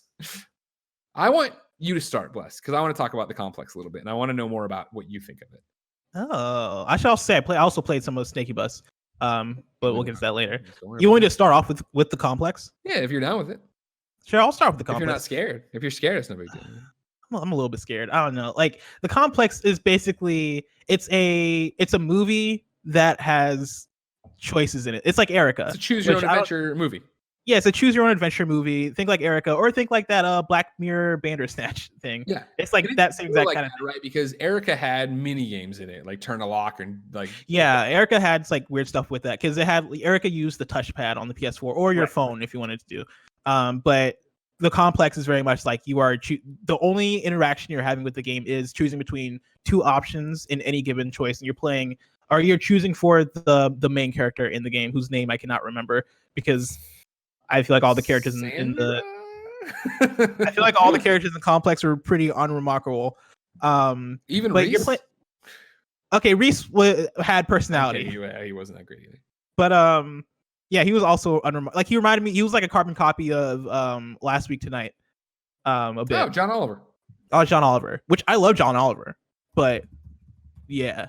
The Complex, you're basically playing as a researcher who works in a lab, and there is a bio like I don't think it was a bio weapon, but a bio agent that got out and that is infecting people. And also, it's a weird game to play in the time we're in because isn't everything's weird now. Yeah, that's true. But yeah, a bio weapon bio agent. Clear, Tetris is still solid. Thank you, Kevin. Wait, what does that have to do with anything? Don't encourage him. Don't engage. Tetris. Continue your point. By the way, what does that mean? Amy Tennant. We were talking about isn't every game weird now? And he's like, no, Tetris is still great to play in a pandemic. Oh, Tetris is solid and like pie on camera again. Yeah. Kevin, did you play Tetris Effect? I wasn't eating a pie. Did I play Tetris? Yeah, Tetris Effect is great. Yeah, it's awesome. Right, but the most of the story takes place in a complex in like the complex. Yeah, in the complex, and you are basically there are basically a few characters that are stuck in this complex and that are trying to get out, and that's the whole story. And it was very forgettable for me. Like all the characters. Like, firstly, like I don't want to hate on the actors and actresses because this is very much like a hey, I'm trying to get my foot in the door kind of thing. It seems like in terms of in terms of the acting. But yeah, like the performances didn't really do much for me. The characters all felt kind of stereotypical. Like here's a tropey character. Like it felt like here's a tropey character over and over again for each of who the characters are playing. They didn't really have much backstory or personality there that really spoke to me. Really, the one thing I will say is that for each of the choices that you're making in the game, they have these percentage meters that are attached to all the side characters if you go into your menu, and you can, depending on your choice, you can strengthen or weaken the relationship you have with the side characters in the game. That was actually like a pretty cool thing, because you can go in your menu, like after any choice, you can go to your menu and be like, okay, this character reacted to this decision I made favorably, but this character reacted to it negatively, and that then changes how the endings play out. I think there are like 8 different endings in the game. And yeah, that was like the one cool thing to me. Aside from that, like the story felt just very forgettable. My biggest question for you is, how long did you take? Because I started playing it on Saturday, but like I said, I was just off. I'm trying to sneeze, sorry. Just off Final Fantasy, and then I had to do my 104 game. So I started into it, and then I stopped to go do something, and I didn't get back to it. How long is a playthrough? Probably like an hour and a half. Oh, okay. Yeah, and apparently the platinum is pretty easy if that piques your interest. You have to play multiple times though. Yeah, no, I saw that. Yeah. Like, I definitely look through the trophies when it's a choose your own adventure. I'm like, well, how easy would this be? And I'm sure it's one of those things where it might be one of those things where you have to save at a certain point and then like just do the different choices or the different endings. But yeah, like I don't know, man. I wasn't feeling it. It was hard to even pay attention to this thing because everything was just so unremarkable. Like, yeah. For me, I'm interested enough to restart it, or I'm not. I mean, I shouldn't say to restart it, to pick it back up. Like, you know what I mean? I'm with you that, like, yeah, it's what's notable about it is that it is a interactive movie on PlayStation, right? That's it. Bandersnatch, I think, is better looking and, you know, probably acted better in certain regards, because I think the main character is fine. The Reese character, yeah, she's fine. Yeah, Amy Tennant is the character. Michelle Milette is the actress, who is from Letterkenny, which when we were talking about this last week, I saw a lot of comments about that. I thought her performance, from what I've seen of it, was good enough. But it is very much like, to your point, you're watching it or playing it, and it's like, oh yeah, like, wow, this is all on really bad green screen. Okay, like, you know, when they walk downstairs and they put on their like hazmat suits and then they walk into like this giant shapeless void, you're like, ugh, okay, I can see what you're working with and where you're at here. Like, because I think it's gonna be, you know, done so, I can't have that much more in front of me, right? And like, I've already gone far enough into it, I might as well see it through to what it is. Like, I'm interested enough to see how it ends and what the choices are and how they portray them. But yeah, I wasn't like, I'm not sold on it or anything like that. It's just, it's an interesting thing that you don't, you know, Erica withstanding or whatever, you don't see that often, I think, on PlayStation. In terms of like, here's this interactive movie for you to go through and make choices. You know, which makes it novel. But I think me also coming off of Erica, having played Erica, I think last year, it feels like forever ago, but I think it was last August that I played Erica. I feel like coming off of that, like Erica, I would even say I liked more than this, and I did not like Erica that much. Wow, you liked Erica more than this, huh? Like Erica, I definitely turned off because I was just like, I don't like the acting. I don't like the mini games. I'm not part of it. Yeah, it might have been the mystery in Erica that got me, because I'm very much into mystery. This game doesn't really have much of a mystery. There are reveals that happen, but none of them really made me go like, oh snap, like that's really cool, or oh, that explains this. Like all of it was kind of like, I could see all of this coming. And Erica, I feel like had a bit more to do. This game, that was the same thing even with this one, where like, not even having finished it, but like, all right, clearly Reese is the bad guy. Like, you know, like it's like, I thought maybe I'm wrong and it's not. You don't have to tell me if I'm right or wrong, but like the way they did stuff and like the way like you like following him and doing these things, I was like, they're clearly setting it up right. This maybe I'm wrong. I don't know, but yeah, there's certain things they set up where it's like, I see where this is going. And the one complaint I will say is that when you're given a choice, like whenever a choice pops up on screen, there's no like sound to indicate it, or there's nothing. There's nothing to really alert you that there's a choice going on aside from the choice popping up on screen. And if you're like me and you're playing this game and you're getting bored and you look at your phone and you look up, you notice that like the choice is there and the time is running out. And that happened quite a few times. And so like that's definitely a thing where if you're gonna make a game or you're making a choice, maybe like a ding or like Ding. piano music or something. Oh sure, yeah. That Piano music. doing would be that awesome. can help out a lot. Yeah, it's $12.99 on PlayStation right now. Interesting argument in terms of, because I guess that's the thing where you're like, well, how does it shake out in terms of like quality and your value? Not even quality of the game, because it's not a game, quality of the movie and the story and the experience, right? And Yeah. like, did you have any inkling after you beat it to want to go back and like see the other endings? That's a no. Yes, but His eyes because say no. because my ending sucked. My ending was trash, Greg. And it wasn't like a character died or whatever that like, and or like my main character died or something like that. It was just one of those things where it was like it was so uneventful and so non-climactic that I was like, huh. I wonder if there is like a specific ending that I'm supposed to get that makes this all pay off, but the ending I got just didn't pay off, and so I was like, maybe like that was the one thing that made me want to retry it, but I'm not going to retry it. Gotcha. Right now, do we want to wait till we're done talking about these to put them up there, or No, how I we like doing doing as this? we go. Why not, right? All right, because right now I'm debating with myself, but whether or not to put it above or below Space Channel 5 VR.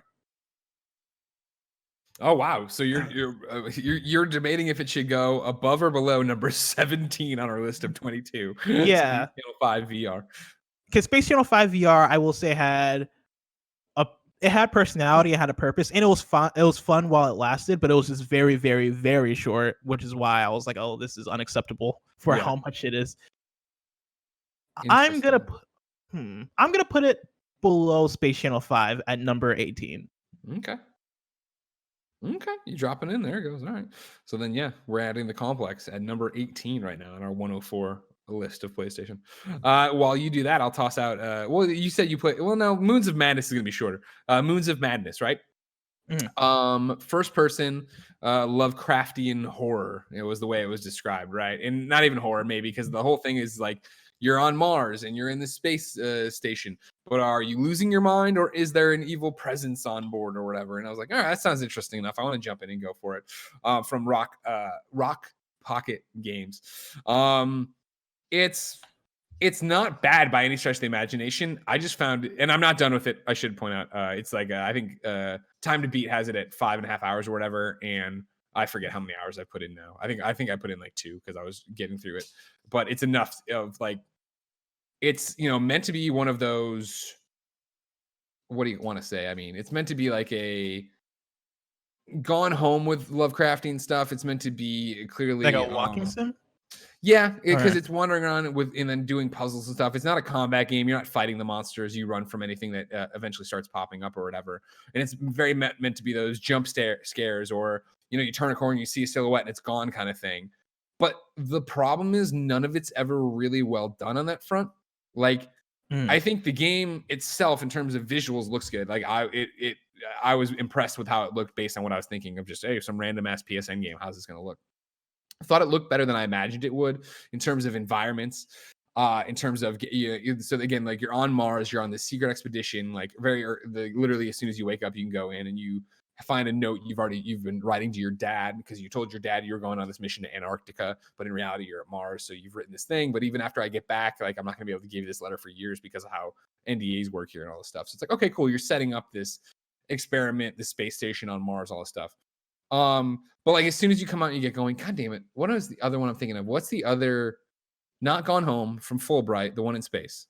Tacoma. Thank you. Yeah. Tacoma, I think, is so well done in terms of exploring this deserted space station and stuff. Like this one looks more realistic than Tacoma, but from the moment you get out and like move into 3 or 4 rooms, you're like, oh, I get it. This is one of those games where I wander around and there's no other person in the game. You know what I mean? And like, there's other people who talk to you through your comms or whatever. And like, eventually, it goes awry and you can't make contact with them anymore. But it was like, oh, this is one of those isolated things. But even to that, like, I think Layers of Fear, another first person, I'm going to walk around and not fight things, but I'm going to go through this horror game, was scary and like put me on edge and made me creeped out.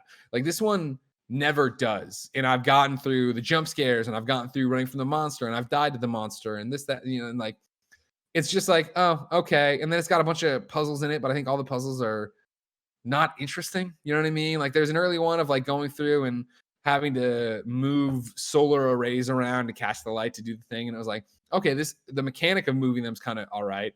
And then later on, I'm going through and it's like, I got to restart this thing to drain the water. So I have to go to all these different places and get the color-coded piece to come put back in the thing to then figure out this math puzzle of how it was just like stumbling, or not even stumbling, like getting the things was easy enough, not challenging, but it wasn't fun enough. Like the moment to moment of me doing isn't fun enough. Even when your character runs, he's not running quickly enough. Like it's one of those games that's trying to anchor you in this thing, but I think it works to its disadvantage where it's making me not interested to explore more. Like, I'm complex, right? I'm interested enough from playing that little bit I played of it to come back to it eventually. This one, like, cool. I wanted in the best case world to beat it, obviously, before we came on here, but didn't work out timing wise with a bunch of other stuff. So I played through it, and now that I'm talking about it, like, I'm not going to go back to it. Like, I'm not like, there's a little bit of a breadcrumb dropped from where I was of like, oh yeah, his mom disappeared, after his birthday party one day. And so as I've now descended into my madness of this Lovecraftian thing, like there was this cool moment of, I'm in the space suit. You have to like put air into your suit and all this different stuff and manage that, not to an annoying degree at all. But, went into a thing and kind of woke up in not space anymore. And I was running through these like underground tunnels that had torches there and like, desks that made no sense why these would be underground. And then, I ended up in my basement, like a childhood basement or whatever. And it's like, that's interesting, but it's not like, you know what I mean? Like that's a cool idea, but not nearly enough for me to want to play this because it's just plotting. I feel like the whole game's plotting as it goes, where it's like not bad by any imagination. If I guess Lovecrafting, which is like, all these tentacles and shit is your thing, go for it. But again, it's not scary. That's the other thing where it's just like, I don't feel like it's accomplishing any of its checklist of what its goals must have been, where I'm not scared. The puzzles aren't interesting. It's a good looking environment, but I'm not motivated to run around and be a part of it. Right. So it's just like, I feel like it misses on a lot of things and I'm not interested enough to see, am I losing my mind? It strikes me so much of like, I don't know, but it strikes me so much as like, it's going to be like a Blair Witch Project 2 ending. Where like, I killed them all. You know what I mean? Like I didn't know what was going on, but it turned out I fucking vented them into space or some shit. I don't know. But it's like, I'm just not motivated to find out more. They're not asking enough interesting enough questions for me to put up with the boring gameplay.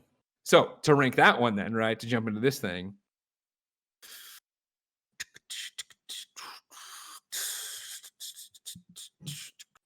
I would say I'd put it above Spartan Fist. So below Separation, above Spartan. Yeah, hold on.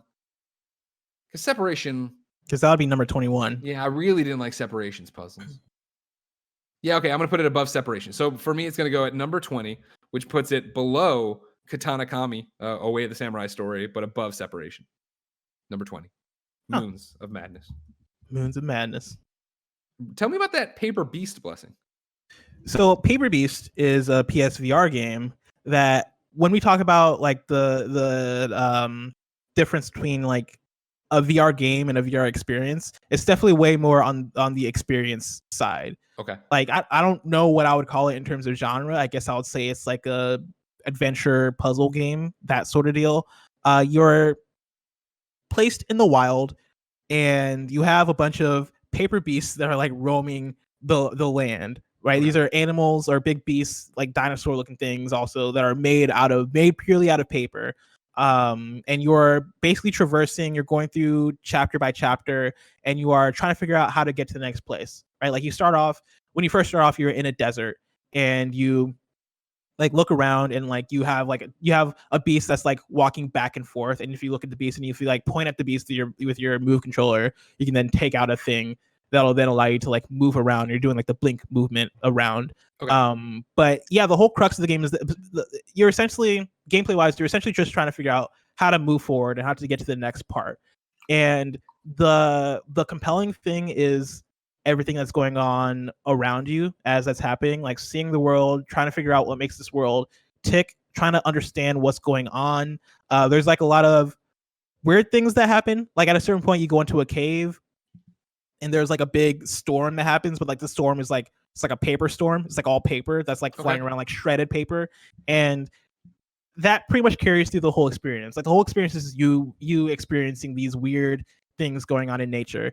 Visually, the game's really cool. It's really it looks beautiful in a lot of its moments. I liked some of the trippy stuff it did. Overall, this game didn't really do that much for me. I found it kind of boring. I found it abstract in a way that I kind of respected, but also just like I've played abstract games that felt like they had more purpose locked you and in more, meaning, yeah. and that locked me in more. This one I just kind of felt lost throughout the time I played it. But like it's not a bad game by any means. Like it seemed fine. Like it worked fine. What looks good. It functioned, all this stuff, but it was just another game that was kind of unremarkable to me. Wonk. And so worth pointing out, I think this is one of those that PlayStation sent us, right? So FTC, this is a PlayStation provided code, yeah, or whatever. Yeah.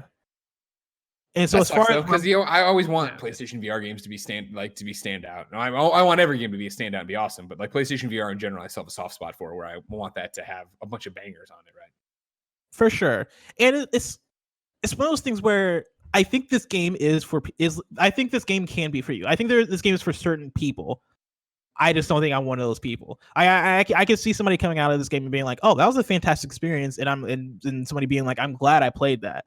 It's just one of those ones that didn't hit for me specifically. Okay. Where do you want to rank it?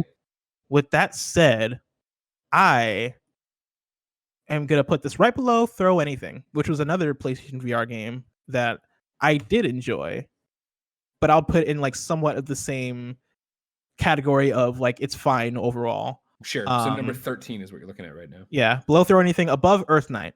Okay. Which brings us to the final game of the week, since it was a double week here, Snaky Bus. Now, of course, if you didn't see Snaky Bus yesterday, or last week, I should say, break out on this show, we're like, what is this thing? And then it's this thing where you are a bus and you drive around and your bus gets longer and it's like Snake. And I was like, all right, this sounds fucking rad. Let's go. I grabbed it, downloaded it, started playing, and so the idea of the gameplay here is simple. You are a bus, you are driving around. It's got a little bit of Crazy Taxi to it. It's Crazy Taxi meets the phone game Snake, meets, I guess those are probably the two things it meets, but then driving around different environments, right? So like there's a suburb, there's Seattle, there's Miami, there's a museum. You drive around your bus, you collect passengers, similar to like Crazy Taxi, if you will. And then once you hit the max number or whenever you want to, there's a destination stop that you drive through and automatically deposit all the people at, which then adds more buses to your bus. So your bus starts to look like a train with other buses as the other cars. It's just, this long line of buses all connected, like Human Centipede kind of, or just a train, but I like to bring up Human Centipede. You drive around, you do that, you keep going, and then obviously the trouble begins that you can't stop moving. If you stop moving, like if you run into a wall or whatever, if you dead end, a timer starts counting down and it's really quickly, and then it's game over. This of course then runs into that you can't run it. You can, because you have a jump like boost kind of thing that you can jump over stuff. You can also kind of power over a lot of things. So it's not like Snake on your phone where if you hit yourself you die, but you do have to have enough momentum to get over the side and go. And then there's physics to it of like in the museum level, there's this giant hole that you can fall down and all these different things like that. And then there's ramps and all these, different angles to take and different routes and stuff. When I started it, I was like, man, what a kooky, crazy idea. And like the first level you have is a dorm room. So you're driving around. There's a bunch of Hot Wheel cars, Hot Wheel tracks and jumps and stuff like that. And so it was like, oh, cool, you're going through it and stuff. And I was like struggling a bit because it doesn't really give you a tutorial. And it's like this. And once I figured out, I was like, okay, cool. I played another level and I was like, all right. And then it was like, maybe this is going to be one of those PSN 104 list things where I played it for like 10 minutes. I'm like, I've seen it all. I'm good. And I did it. And then I was like, and then I popped out and I looked at the trophies. And the trophies do the cumulative score. So when you come back, your score is getting added to one giant pot. And like it's all the trophies are attached to that, with the exception of 3 that are like based on the number of cars you can get into it. And I was like, oh, well, I'm kind of close to the next trophy. I might as well keep going. And that set off a cascading thing of like another 45 minutes of me playing Snaky Bus, where it was at first glance, and I think even playing it, you're like, whatever. All right, cool. It's an interesting idea. I can see how this would demo really well on a PAX show floor, but how much time would I really want to put into it? And then it became that thing where the trophies, this is when I love trophies. The trophies brought me through it long enough that by the end of it, it wasn't about just the trophy. It was about like, fuck, I can do the museum better than this. Fuck, hold on. Like it was that I die and I want to restart it right away because I know where I fucked it up. And I should be, now I know that when I'm coming down the museum, I should not, and I have that many cars behind me. I need to jump as hard. I need to cut hard right to the wall right here to try to get up the ramp, to get over the thing. And when I come off the thing, like it was like, huh, there's something to that I didn't expect. You said you played it, Blessing. What did you think? I mean, I didn't play it for that long, so I did have that first reaction of like, all right, whatever. But like, I will say I did play the Seattle level, and me having lived in Seattle for 4 years, right before moving down here to SF, I thought the Seattle level was pretty well realized. Like, I really enjoyed just like driving around and seeing the public market center and like seeing stuff that I recognized. Like the downtown looked like Seattle downtown. My favorite part was when it was my next destination to drop people off was another Starbucks. Yeah. Oh yeah, that's the and I was like, is that the same Starbucks? And then the destination was another Starbucks or a different Starbucks. Yeah, no, like as you're driving around Seattle, it's just a bunch of different Starbucks, and I was like, yep, that's Seattle. They nailed it. Yeah. So it's a weird one where I think if I hadn't played more, I wouldn't have caught that hook that like made me want to keep playing, if that makes sense.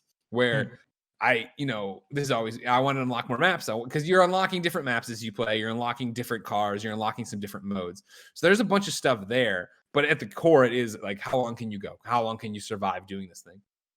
And again, it's kooky, it's weird. It's one of those weird indie games where like, all right, yeah, I get it. Like, that's a funny, neat idea. But then it went through that thing where it hit the tipping point of becoming that arcade experience of one more run, one more quarter. How much further can I get with this? I fucked that up. I know I can do better than that. I know I can do this. Well, this map's hard. Could I get further on another map? Like that whole juggle of really interesting ideas, which I really liked, and I didn't delete from my PS4. Like that's usually my sign for these 104 PSN games ranked.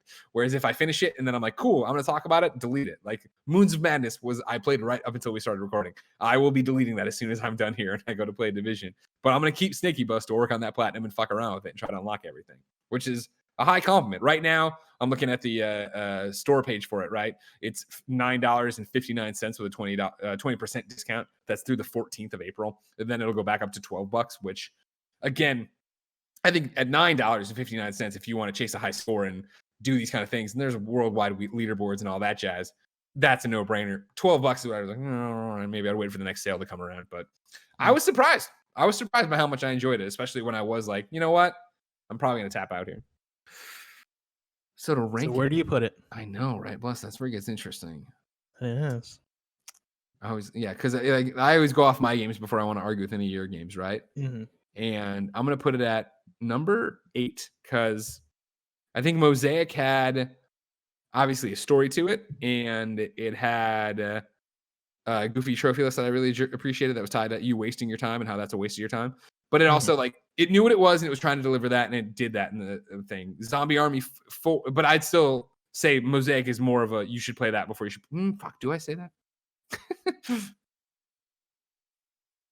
All right, all right, here we go. So I'm going to put it at number 7. I'm going to put it below Foxyland 2, a great Super Mario clone, above Mosaic, which again is a game that does itself, but like Snaky Bus is fun to play. And like I said, I would keep that around. Even with their weird trophy list, I didn't keep it. New number 7. It's exciting. That then pushes Super Destronaut Land Wars down to number 11 off the top 10. It's wild. Man bless. Crazy things going on. You know what I mean? Anything can happen on 104 Anything can happen. PSN games ranked. Speaking of which, bless way, let's see what we're picking for this week. Of course, reading from the PlayStation blog where Justin has put up the drop. AFL Evolution 2 is PS4 out digitally. The evolution continues, a true reflection of the modern AFL game. Pursue your goals with greater depth, improve draft free. It looks like it's what, rugby? Is that what AFL is? It's Australian football. Australian football. Yeah. I mean, we're not going to play that, so whatever. Below, explore, survive, and discover what lies below in this brooding, atmospheric dungeon crawler. Below presents a vast underworld of ever-shifting labyrinths where deadly monstrosities, cunning traps, and a shadowy presence lurk in every package. What lies below? Only the brave will find out. Whoa. Biped, coming to PlayStation 4. We talked about it earlier. Biped is a physics-based 3D co-op action-adventure game with a strong focus on moment-to-moment collaboration between two players. Two little bipedal robots, Aku and Sela, will walk side by side and embark on a fun and bonding journey to accomplish their mission on planet Earth. Brave Land Trilogy. Sorry, this is on PlayStation 4. The story takes place in a hand-drawn world and covers many interesting places and characters. Various warriors will join your army: archers, scouts, healers, footmen, arbalisters, and more. I don't know what that was. Construction. What was it now? I'm not sure. I was gonna say, what the fuck does an arbalister do? I have no idea what an arbalister is. By the way, Kevin, I got a question for you, Kevin. Yo, what's up, man? Is Greg really choppy for you, or is that just me? It seems like you both are getting a little choppy. Oh no, that might be you're Discord. starting to sound like a robot as you say that. Yeah. Yeah, I'm hearing. It sounds like you guys sound like robots too. No, it's definitely you. Oh, is it me? I think so. Well, Greg, talk a little more. Kevin, hey, you sound good to me. I'm talking to you right now. Yeah, it's both you guys. Fuck, maybe it's me. You know? Well, I mean, Greg's choppy to me also, and so I don't think it's you. I think it might just be Discord in that case. Oh no, I'm running a speed Discord test. might be pooping. Kevin's running a speed test, everybody. Can I continue with the list and then we'll see what happens? You robot? Go for it. Construction Simulator 3 Console Edition comes to PlayStation 4. Construction Simulator 3 returns to Europe. Discover an idyllic European town with officially licensed vehicles by famous brands. Take on diverse and challenging contracts. Shape the skyline of your city and expand your vehicle fleet. Convoy, a tactical roguelite, is on PC. Or I'm sorry, PC, PS4. Convoy is a tactical roguelike in which you cross a wasteland in search of parts for your broken ship. You travel with your combat vehicles and convoy across a wasteland to find parts needed to repair your broken spaceship. Keep your convoy and its cargo safe from raiders, privateers, and other enemies during this journey. Disaster Report 4 Summer Memories. A calm summer day turns into catastrophe when a massive earthquake strikes the city, throwing buildings and lives into chaos. In order to survive, you must navigate familiar locations under unfamiliar circumstances. The fellow survivors you meet and crucial decisions you make will ultimately determine how your journey through this crisis will end. Final Fantasy VII Remake, AAA game we can't do, but you already know about it. Form, coming to PlayStation VR. Enter a surreal adventure where puzzles are built from dreams and memories. Solve the mystery behind an ancient artifact. Advance through a world that transforms around you. Transcend this existence. Charm Games brings you Form, a surreal adventure that unfolds within the confines of the human mind. Galaxy of Pen and Paper +1 edition on PS4. Galaxy of Pen and Paper is a turn-based meta RPG. Real quick, it is getting pretty bad. You guys are super choppy. Should we stop the call and start it again? Sure, everybody. Hey, if you didn't remember, this is kind of funny working from home. We have different challenges to overcome, obviously, in this pandemic. Apparently, we are choppy for Kevin, correct me if I'm wrong, first time ever. Yeah. All right. So Kevin, what are the instructions? What do you want me and Bless to do? I think right now we should just disconnect and reconnect. See if reestablishing it. We'll hang up. You call us back. We'll see what happens. All right.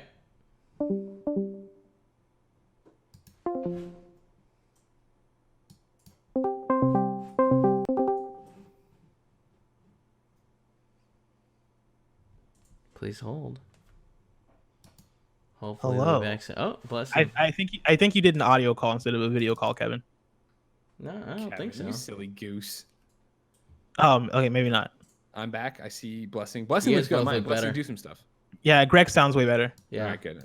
There we go. Greg Kevin fixed it. Every round of applause for Kevin. Continuing to solve all the I problems. literally just hung up and called again. Kevin, take the fucking. You did something. Blessing's all robotic. Shit. Oh he's all pixelated. He doesn't sound bad though. Kevin, do you want to try? I'm sure everybody who's watched this far, 2 hours or whatever into the show, we could try jumping over to just audio. No, it's fine. Okay, he just looks pixelated. As long as the audio's fine, I'm fine. All right, keep me posted. If anything changes, just let us know. Galaxy and Pen and Paper is a turn-based meta RPG about a group of players rolling dice in the year 1990. Create your own game master and RPG party as they roleplay, explore distant planets in their imagination, fight weird aliens, and save the galaxy in the era of dial-up internet and floppy disks. Null Drifter on PlayStation 4. Blast into a 1-bit lo-fi simulation that will gradually train your skills up to become the ultimate space fighter pilot. Secretly part of the Project Starship world, this twin-stick shooter is designed to prepare pilots for their mission against the awakened forces of the void. A Room Where Art Conceals is on PlayStation VR. In the distant future, many masterpieces of art have disappeared in the turmoil, and people have lost their emotions in the indifference of survival. Well, you accidentally opened the door to a mysterious old space and woke up the robot guarding, what the fuck is this game? The paintings in some way, who will guide you to find their lost paintings by entering the world within these famous paintings and experience the emotions of such fascinating paintings. Mario No 64. period. Yeah, apparently. Rush Rover. Rush Rover is a 2D top-down shooter game with gameplay mechanics similar to traditional shmups. It includes random map generation, unique weapons, lots of different enemies, exciting boss battles, and a dynamic chiptune soundtrack. Oh man, speaking to me. Well, here, this one's going to speak to you too, Bless. Sharknado VR, Eye Oh, of the shit. Storm, PlayStation That's VR. awesome. Fight your way through swarms of hungry flying sharks in Sharknado VR. Slice them with a chainsaw, shred them with machine guns, or explode them with the RPG. Can you survive the Sharknado? And then Troubleshooter comes to PlayStation 4. Why did the dinosaurs go extinct? Bad weather, meteors, or because of a maniac with rainbow hair? Who knows? Troubleshooter is a top-down arcade shooter. Fight through endless waves of unsuspecting dinosaurs and prove you are the best. Grab a friend and rampage together. Use meteor showers and upgrades to your advantage. Now, Bless, I got to tell you, that's it for this week. And this is a week for sure that is full of, hey, take a gamble. Yeah. Like, No, what do you for real. pick your poison here? You don't know how any of these are going to go. Oh 'Cause that's the thing, man. there's a lot of interesting shit on here. And Bless, to get ahead of it, you get to pick first this week. I forget how it went last week, but we're just restarting. You pick first this week. Yeah. Last week I think you picked first because that's how you end up Oh, getting. so now you're acting like Mickey it's Mouse. Why last don't week you I think guys- we argued about it. What, Bless? Why don't you get Mom Kevin? Hi, Kevin. Depending on the episode, even in odds. You know what I mean? Fuck yeah, that's a So- great idea. From here on out, blessing is evens. We're even Oh, right now. smart. It's Yeah, 14. we're episode 14. Okay. Smart. All right. Cool. Great. Look, I solved your problem, bitches. I love you, Bless. Thanks, Kevin. I'm between Biped and Below. Wow. Okay. Greg, where's your head at? As far as what you Here's what my you're thing: is interested that below I already want to try, so I can't. in? Like, Okay. because below when if you remember, I don't know how you. I remember when you were a Kind of Funny fan before and an IGN fan before, because that's how long Below's been gestating over at Cappy. Yes. But if you remember, Below showed up at a PAX. We all thought it was amazing, and then it was like 7 more fucking PAXs of seeing Below before it finally came out on Xbox One. Got on Xbox One, played on Xbox One, and I was like, oh, this wasn't what I wanted. And I know they've added a mode to Below that is what I wanted, where it isn't like the die and lose everything, start as a new character. They've added something to it. So that's interesting. But like I said, I'm already going to try that out. So then I get into, let's get fucking random. You know what I mean? Let's do some weird Really? stuff. Disaster Report I've played before on like a stream, I think at IGN, or maybe even 1UP way back in the day. So I wouldn't pick that. Galaxy of Pen and Paper sounds interesting, but the problem is I've tried to get into Galaxies of Pen and Paper before and I can't either. So then you get into just the random ass shit where, for real, Null Drifter, where it's like, yeah, okay, it's a 1-bit lo-fi simulation that I'm like, that sounds It's like, what does that weird as even fuck. mean? Exactly. I assume it's going to be a twin stick shooter that gets progressively, you know, it's going to go from 1-bit to 2-bit to 8-bit to 16-bit. Like, maybe I'm guessing wrong there. Rush Rover sounds cool. A 2D top-down shooter game with gameplay mechanics similar to shmups. Random Mac. It's got, actually, you know what? So hold on. Rush Rover was on the list. Sharknado VR, of course, is Sharknado, and it doesn't look like a licensed Sharknado. I don't know if nobody has like the Sharknado thing at Sci-Fi, but it doesn't. But Troubleshooter was the other one that I thought sounded really interesting too. Just because, like, whatever. Okay, I'm going through, and it's going to be me in a twin stick shooter thing. But Rush Rover gets my pick. I'm picking Rush Rover, and I don't think this violates you. This doesn't violate you, I don't think, because you already said it wasn't between this one. But No. a 2D top-down shooter game with gameplay mechanics to shmups. Love that. Random map generation, sure. Unique weapons, sure. Lots of different enemies, okay. Boss battle, sure. And then, but the dynamic chiptune soundtrack gets me excited. Yeah, no, that's the thing that caught me too. I was like, oh man, yeah, By the way, that's I fucked speaking up of. everybody. Rush Rover, PlayStation 4 and Vita, it lives. Oh. Greg, I'm How gonna are put you my gonna money play where it, my you mouth coward? is. I'm gonna play on PlayStation 4 probably. Oh. Yeah, it's cowardly behavior. I'm gonna put my money where my mouth is. I'm gonna go Biped. I talked it up during the X's and O's. I'm gonna try it out and I'm gonna report back. Let y'all know if I still stand by it looking like it's a fun experience. If you're trying to do some of that co-op, let me know. Yeah, you down? Kevin, go download The Division. You said you would download The Division and play with me and Fran tonight. Go download it. All right. If I hear Kevin, you how can I with get you into Biped Rainbow bullshit- Six Siege? Here's the thing, guys. I have to go pick a bunch of stuff from the studio today. I found out because I have to fix this stupid Last of Us stream. There it is. Sure. So Kevin sounds like he's dying as he's saying the sentence. You've been there where you think about all the work you have to do, and you're like, "Ah, fuck, it's gonna suck." Yeah. No, for What sure. do you have to fix about? You mean like setting Nick up so you can capture at home? He's talking about voice meter. yeah. I mean, like all of that. Like, voice meter is a solution that won't work for only Nick because he's got a PC, and Mac. we don't have PC or Mac. Yeah, we don't have PCs to. Like, I don't know if we have an extra PC that can handle streaming and recording. I know for a fact we don't. So. Man, Nick sucks, huh? Yeah. The best part is we say during a games podcast, he'll never hear it. He'll never know. Never. Bless. It's time for reader mail, and it's of course what we did the whole fucking topic or headline about the show. So we got to get to it, otherwise people get mad at us. We have two questions that I think go hand in hand and piggyback off our emergency PS I love you XOXO from earlier in the week. BigDylanJ, I guess whatever, late last week. BigDylanJ says, "What's up, guys?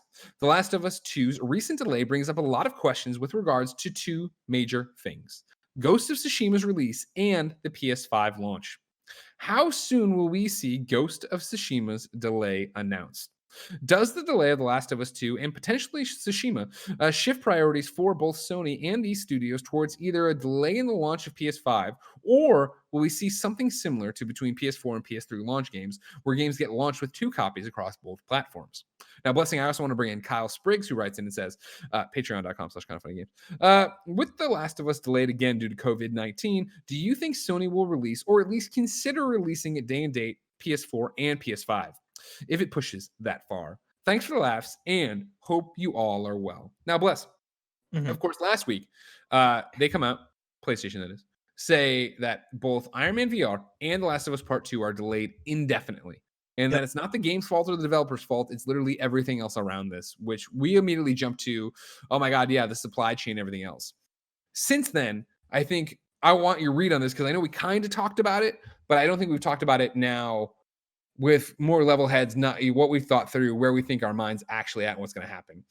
I've talked to not people in the know or whatever, but more conversations with obviously kind of funny best friends about it.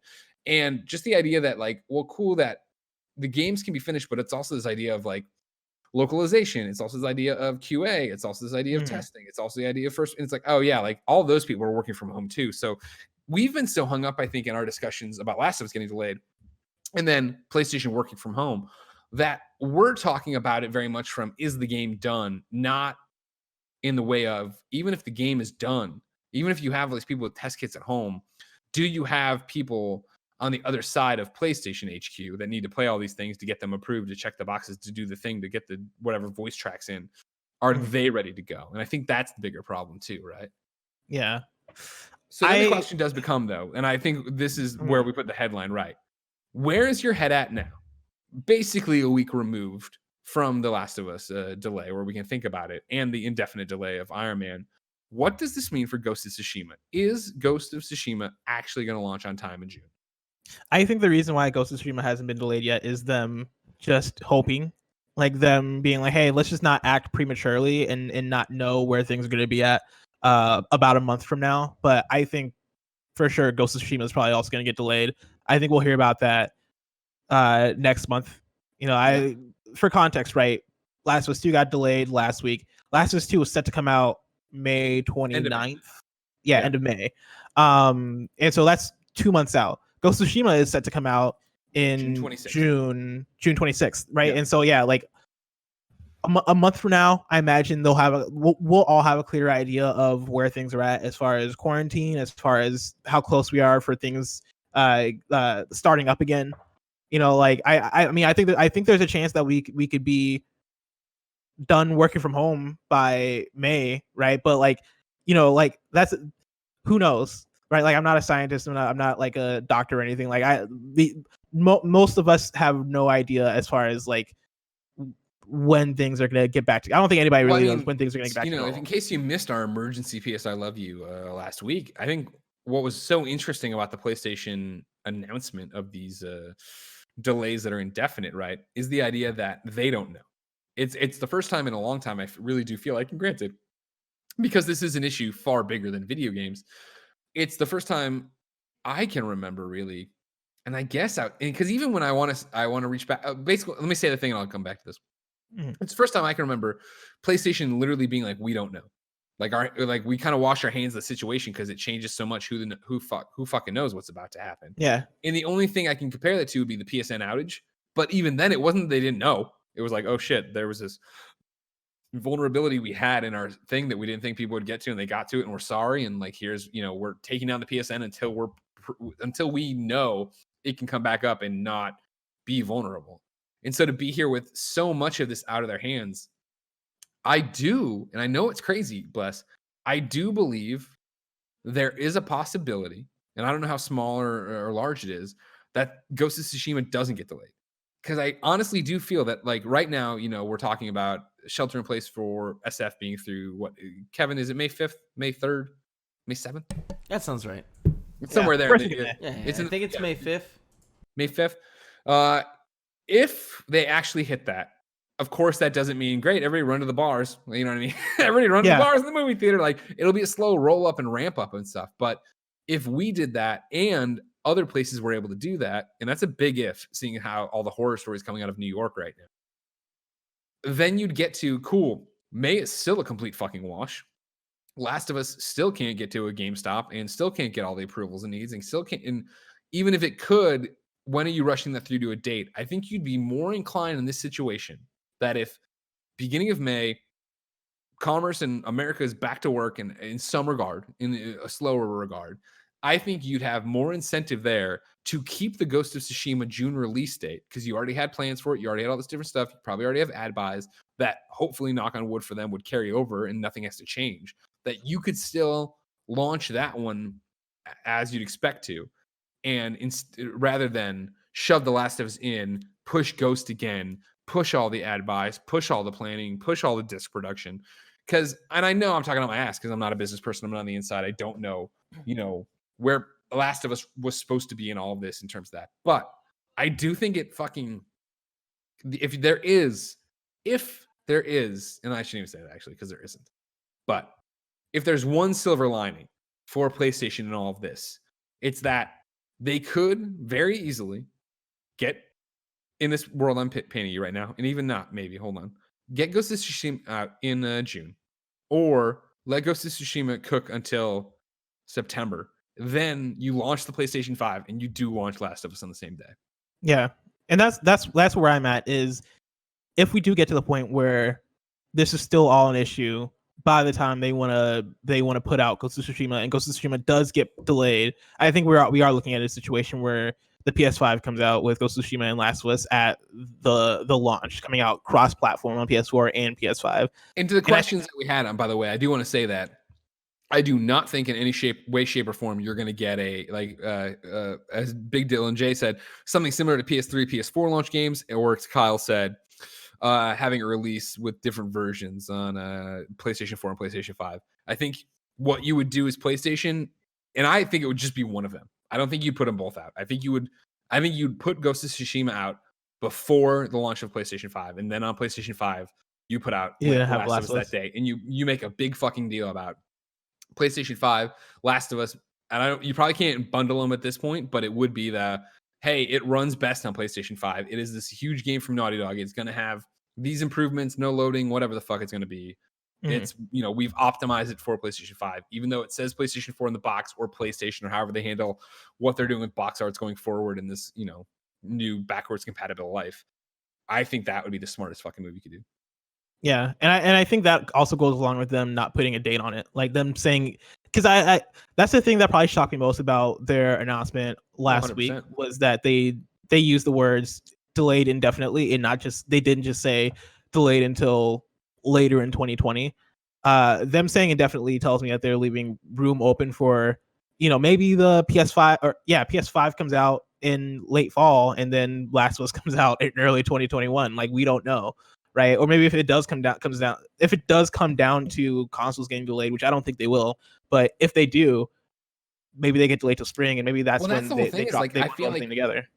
This, at this point, and because I don't think it's a calculated move, like they want to do this, obviously.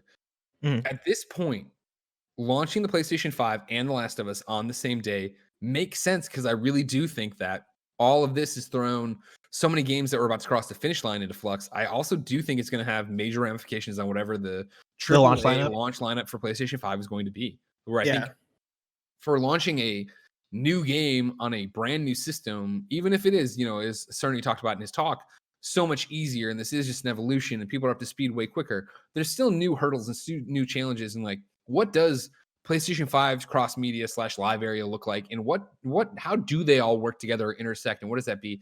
Like, if you're able to, because even us right now in the middle of our podcast, having to stop to redo Discord or whatever, like, we have a free pass. PlayStation, every business right now that is able to survive this fucking pandemic has a free pass for whatever it looks like. So for them to be like, PlayStation 5's here, we were going to have the other things.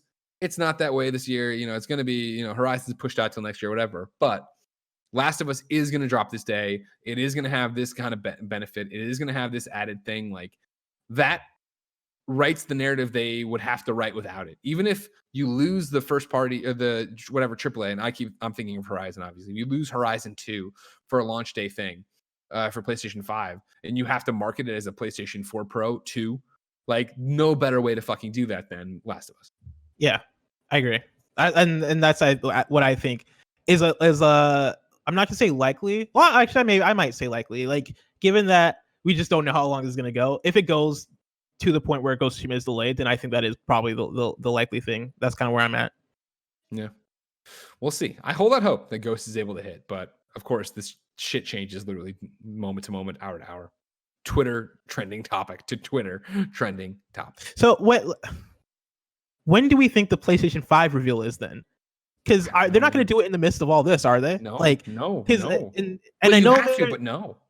Yeah, but like, you have in the first week of June, right? IGN's doing the Summer of Gaming. That's going to have a lot of publishers revealing games, doing other E3 stuff, and so game reveals are going to be happening. Well, that was the thing is, I think it was Schreier, right, who put up a tweet in the last week that was like, I'm hearing from a lot of third parties that they're anxious for them to announce these consoles because they have games for it, which makes yes.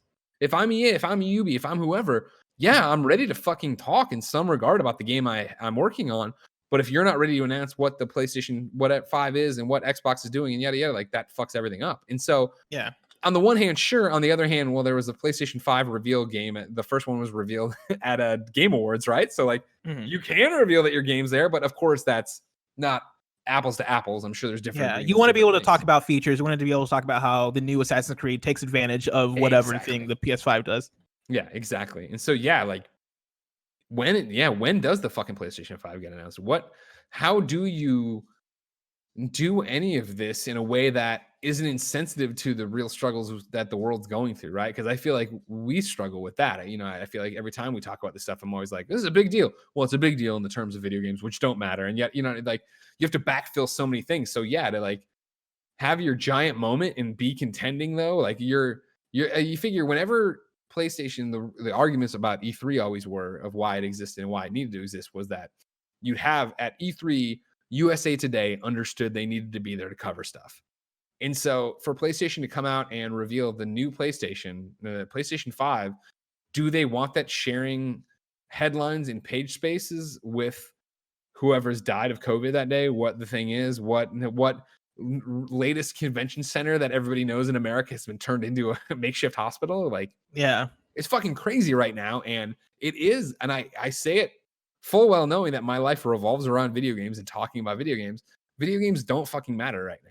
You know what I mean? Like, they matter to us and they're a great distraction. And I'm not saying they don't. I'm saying the fact PlayStation doesn't feel the need right now. Xbox doesn't feel the need right now to be like, all right, cool. We're doing our thing right now. And mainly PlayStation, because I think Xbox is going to keep to their date in June, where I do think that while not safe to throw an E3, not safe to have 40,000 people in one convention center, I do think it's going to be a different time, knock on wood, that you're able to sit there and be like, it is E3 week and we are going to have a sense of normalcy here. We are going to celebrate this thing. We are going to do that stuff. And maybe that changes, maybe that moves on, but I don't know.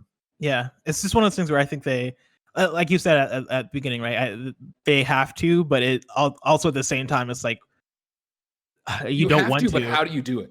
Yeah, because the like, and thing. that's where I come down on as far as the consoles getting delayed. I don't think they can get delayed because you have an obligation to all these third parties for your consoles to be there this fall, so that they can, like, if you delay PS5 and also Xbox Series X to next year, you're then delaying so much more than that. You're delaying games. You're delaying like what Ubisoft has planned for, say, probably Assassin's Creed, a bunch of their games. You're delaying EA. You're delaying Activision, and then it's And like, I hear you what and do I we do? agree with you on that, but again, like, this is, I think, the fucking weirdest thing about living through and covering video games in this is that it's this push and pull of like, you're 100% right, but we've never dealt with this before. Yeah. Yeah, that makes a lot of sense, but everybody understands where we're at right now. You know what I mean? Like, it's this weird thing of like, I had a momentary flip out of like, oh man, and I know Kevin's gonna break in and scream at me in a second, but I still haven't filed my taxes, and I was like, oh fuck, because I was waiting on this thing for a gen to get done because it's very complicated for a Canadian in America. And then it was the thing of like, oh wait, it got extended, right? Like, no, the rules just don't apply, right? Miller, I haven't done mine either. While we're being honest, I haven't done mine either, but that's mainly because I'm waiting on. Blessing, you're a child. All right, you're that too. You're a young man. Yeah, you know it got extended I to July 15th. You to send them into the back of a DiGiorno pizza box. Like, you know what I mean? Like, that's your life. All right. I'm just saying, like, it's right now. I hear you, but I also think that's why I do talk all the time on these shows of like there being like a literal pause in the same way the movie industry is like, you know what? Nothing's out, which is going to be fucking crazy when movies do come back and there's nothing to show in theaters. But hey, there's a pause on this. Like, we're not that far off from, I think, and maybe behind closed doors this happened too. It was just like PlayStation, Xbox, and then their third-party partners being like, yeah, nothing's happening. So we don't even know if Watch Dogs Legion's going to be ready to go. So like, we're not going to be on your ass about it.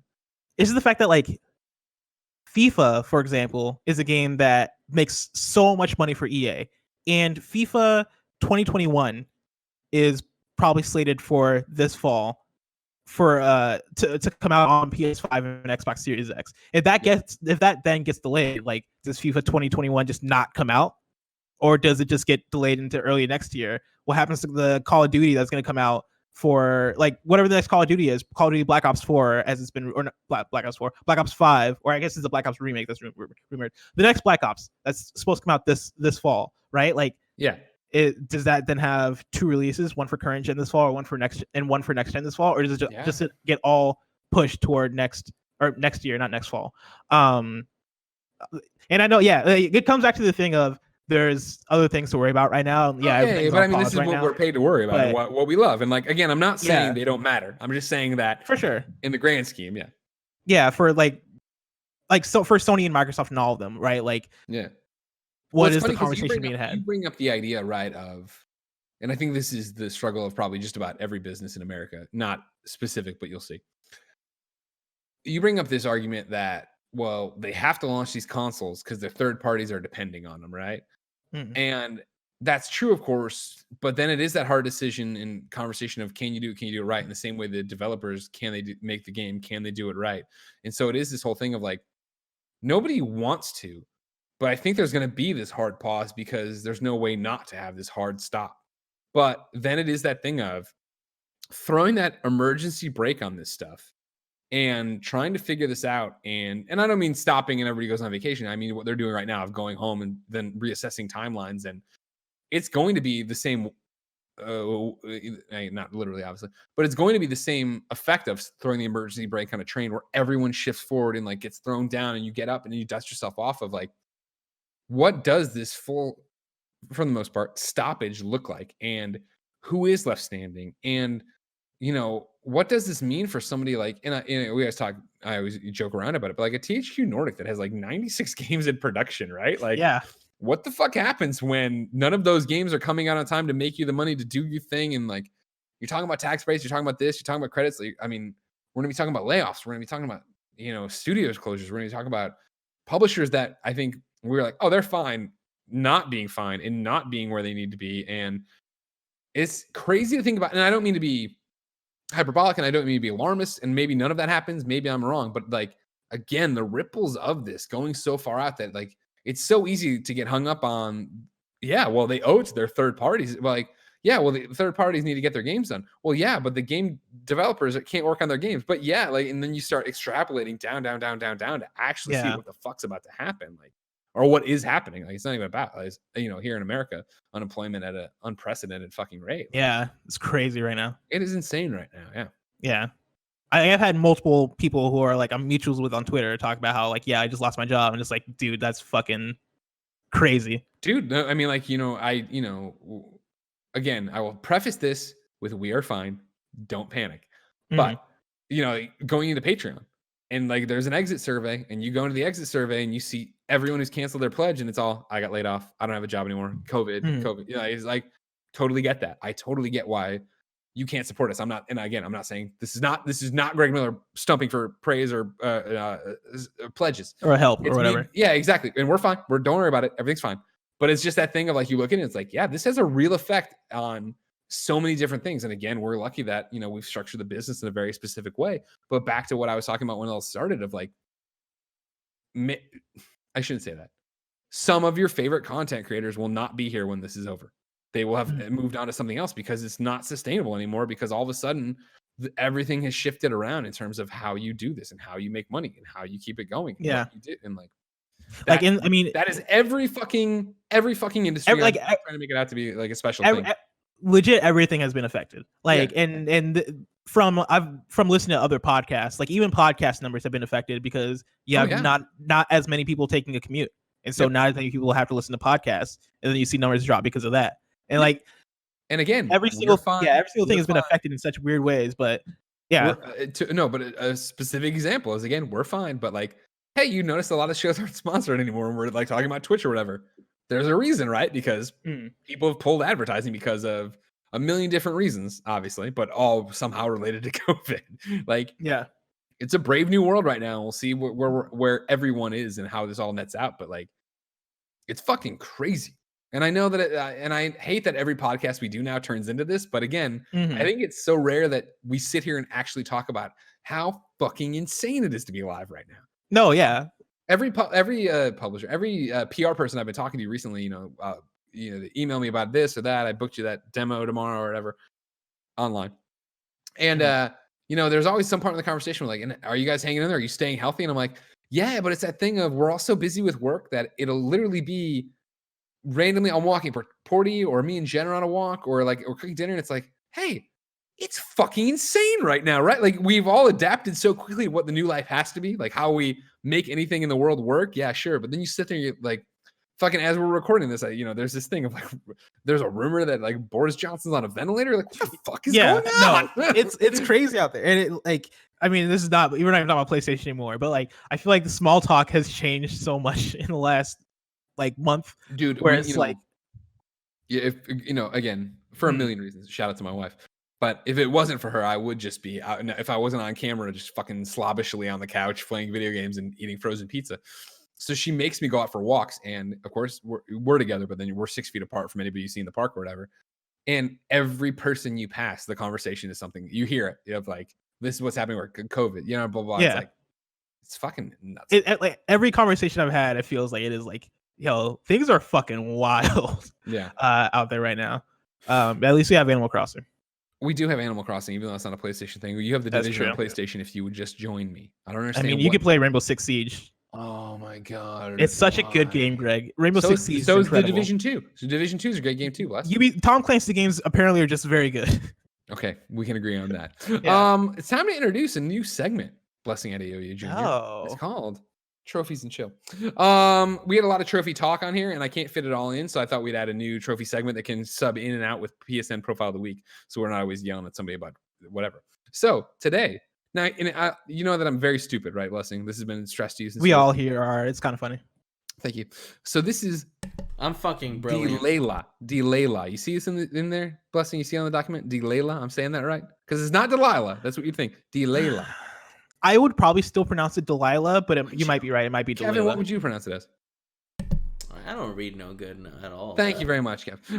Delaila says, let's break up this sausage fest and give some love to the kinda honeys. Yeah, us ladies are trophy hunters / fans of PlayStation 2. Of course you are, Delaila / Delilah. We know that, and thank you for writing in. Thinking of the Final Fantasy VII Remake, does having early access to games for review make it more challenging to earn a platinum because of guides that haven't been released? Or do you have early access to PowerPyx and or pstrophies.org guides so you can track missable and glitch trophies? If you don't have a guide early, do you find yourself replaying a game just to clean up the missables, or does having missable trophies turn you off altogether? Any information you have that speaks to this experience would be extremely helpful as someone who's interested in doing what you do, but also loves those sweet, sweet platinums. Hit milestone 100 earlier this year with Sekiro. Well, very good, Delaila. Sadly, PowerPyx, PS4 trophies on YouTube, Brian over there, they're all bound by the same embargoes as us. So no, there are no guides for us to privately go to and do anything with. Does it make it more challenging? Yes. It all depends on what it is, but so many games, I think, especially ones that I want to platinum that are story-based or whatever, usually wear it on their sleeve in terms of how to do it, right? Like, you know, the last one I remember before launch that I really, really wanted and was working really, really hard on is the now infamous story of, and it was infamous for me because when Spider-Man came out, but then it made headlines like, 10 months later, but it was when I was playing Spider-Man and I was looking through the trophy list and I had 2 hidden trophies left.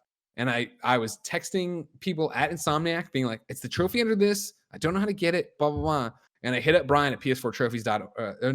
At PS4 Trophies on YouTube. And I was like, hey, what are these ones? And he's like, you can reveal hidden trophies now. And I was like, what? And it was when I found out, like, the world did 10 months later that you could hit square on a trophy and one of those updates that I totally missed and look at the trophy. And I was like, I'm such a moron. And once I had that information, it was easy to get. Honestly, the ability to reveal hidden trophies has made it so much easier to do. Yeah, like I think of like, you know, South Park Fractured But Whole. I was like, oh no, actually, I'm sorry, I take that back. Stick of Truth. I was like playing through and I'm like, I think this is a one playthrough platinum game when I was reviewing it. I'm gonna try to do it. But the Chin Pokemon were hidden in so many weird spots, right? And there was one that was totally missable, and if you didn't get on the space station or whatever, and so like I was like, I'll double back later when the guides pop. And more often than not, when I say that, I never fucking do. So if it's a game that actually requires a guide and I've already reviewed it by the time the guide pops up, it's rare that I'll go back. And if it's another playthrough, that's, for me personally, another playthrough for a platinum is a huge turnoff because I just don't ever have that much time. Because, you know, I think it's been fascinating with Final Fantasy beaten to actually play the games I needed for 104 and be excited to play the Division again because I have the free time. Because you figure it was Final Fantasy. Before that, it was Resident Evil. Before that, it was the other game we reviewed. Before that, it was the next. We've been on so many big reviews here in the spring that I haven't had that time to actually go play the things I want to, in quotes. Not that I didn't want to play Final Fantasy. I love Final Fantasy. Not that I didn't want to play Resident Evil. You understand what I'm saying, though?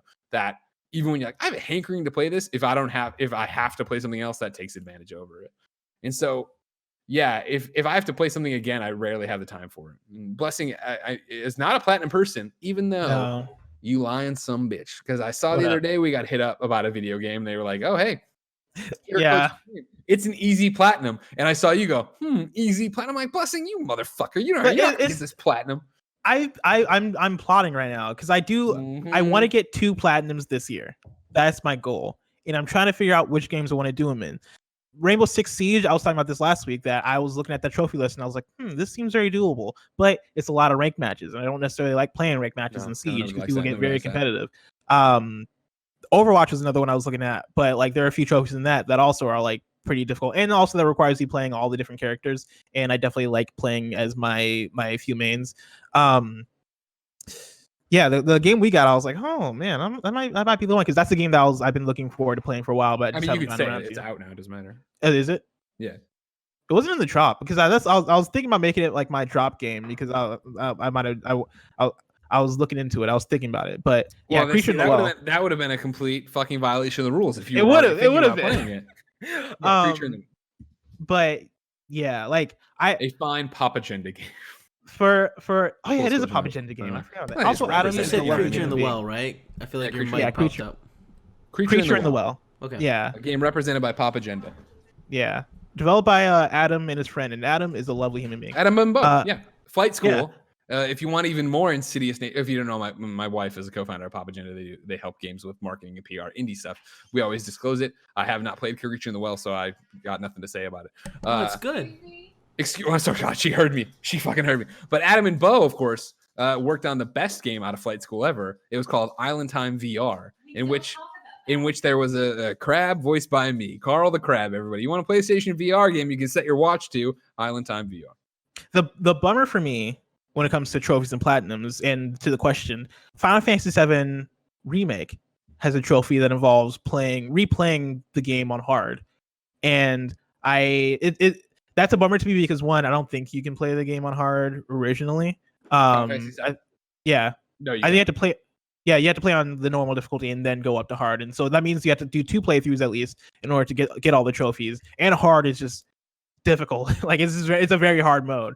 And so that was a bummer because I was actually looking forward to platinuming that game because I love that game so much, and I just wanted more things to do. And I'm still gonna do more things as I'm playing this game, but I guess that doesn't have much to do with reviewing, but more so that's just like my platinum experience, how it's going so far. It's just that thing for me. And that's the weird thing. I'm gonna say this again, and I know I'm gonna regret it because it won't happen. Everybody's gonna make fun of me. All right, but again, Final Fantasy done. And we had this. I think it was a conversation Tim had on Games Daily, right? Of like, is Final Fantasy the last AAA game of the year for the foreseeable future, right? And there's a likelihood to it. Of course, Predator Hunting Grounds, April. Don't forget, everybody, it's coming up real quick. Is that AAA? To me, it is. All right, the people who made Friday the 13th make another fucking game. Come on, baby. But it was that idea of like, oh man, I'm excited to play more Division. I'm excited to play more Borderlands and finish the DLC and get the level cap and all that jazz. But I had that thing of like, I think this is where I re-download Days Gone and finally put my money where. Oh my god! Like, let's just platinum it and see if without the review, with all the patches they've put on, will I like it more? And then I got fucking super cocky this morning, listening to Churches in the shower, and I was like, I should re-download Death Stranding too, because I was talking a good game about trying to platinum that. Walk around as Norman Reedus, you know. While you're at it, you want to get Metal Gear going? I do not. Peace Walk? You can do it. What happened to that? To the credit of me, I still haven't taken away. Oh, you can't see it. I still haven't taken away the PS3 over there. It's still underneath the entertainment console, ready to go at any point when I want to get it. Because I was making a good fucking clip on Peace Walker. No, I meant. No, you're talking about Metal Gear Solid 5. Oh, I was beaten by Metal Gear Solid 5. I'm not going back. You can. I believe in you. Well, again, remember we got cocky about that earlier this year, where I was like, "Oh, maybe I'll platinum Peace Walker." And you know what? I'm full of shit. If it ain't a fucking 2-second platinum, I'm not gonna Miller, do it. If you start right now, there's a good chance you can get it before Extra Life. And you can knock it off. You know what I mean? In 5 years, Ladies and it's not too gentlemen, bad. we got a post show to do. This has been PS I Love You XOXO episode 14. Thank you for being part of the show, part of the ride. Thank you to everybody for on patreon.com/kindoffunnygames watching live right now. Oh my God. Remember how you didn't know how to say Levister? Levister's in the chat. Tell us how to say your name. Levstar, Yeah, Levisteer, Levier, and Medic and Mr. Dread. Remember, ladies and gentlemen, you can watch live on patreon.com/kindoffunnygames. You can get it ad-free. You can get it with the post show we're about to do. If you have no bucks to toss our way, you can go to youtube.com/kindoffunnygames. Podcast services around the globe. Remember, this is PS I Love You XOXO, your PlayStation podcast. We love doing it for you and making it with you. Please go to patreon.com/kindoffunnygames. Give us your questions, your comments, your concerns, your suggestions for topics, everything under the PlayStation sun. Until next time, here's Blessing Adeoye Jr. singing you a song. Snap back to reality. Oh, there goes gravity. Oh, there goes that. Oh, Kevin, cut it, please. That's Eminem. That's Eminem. That is Eminem.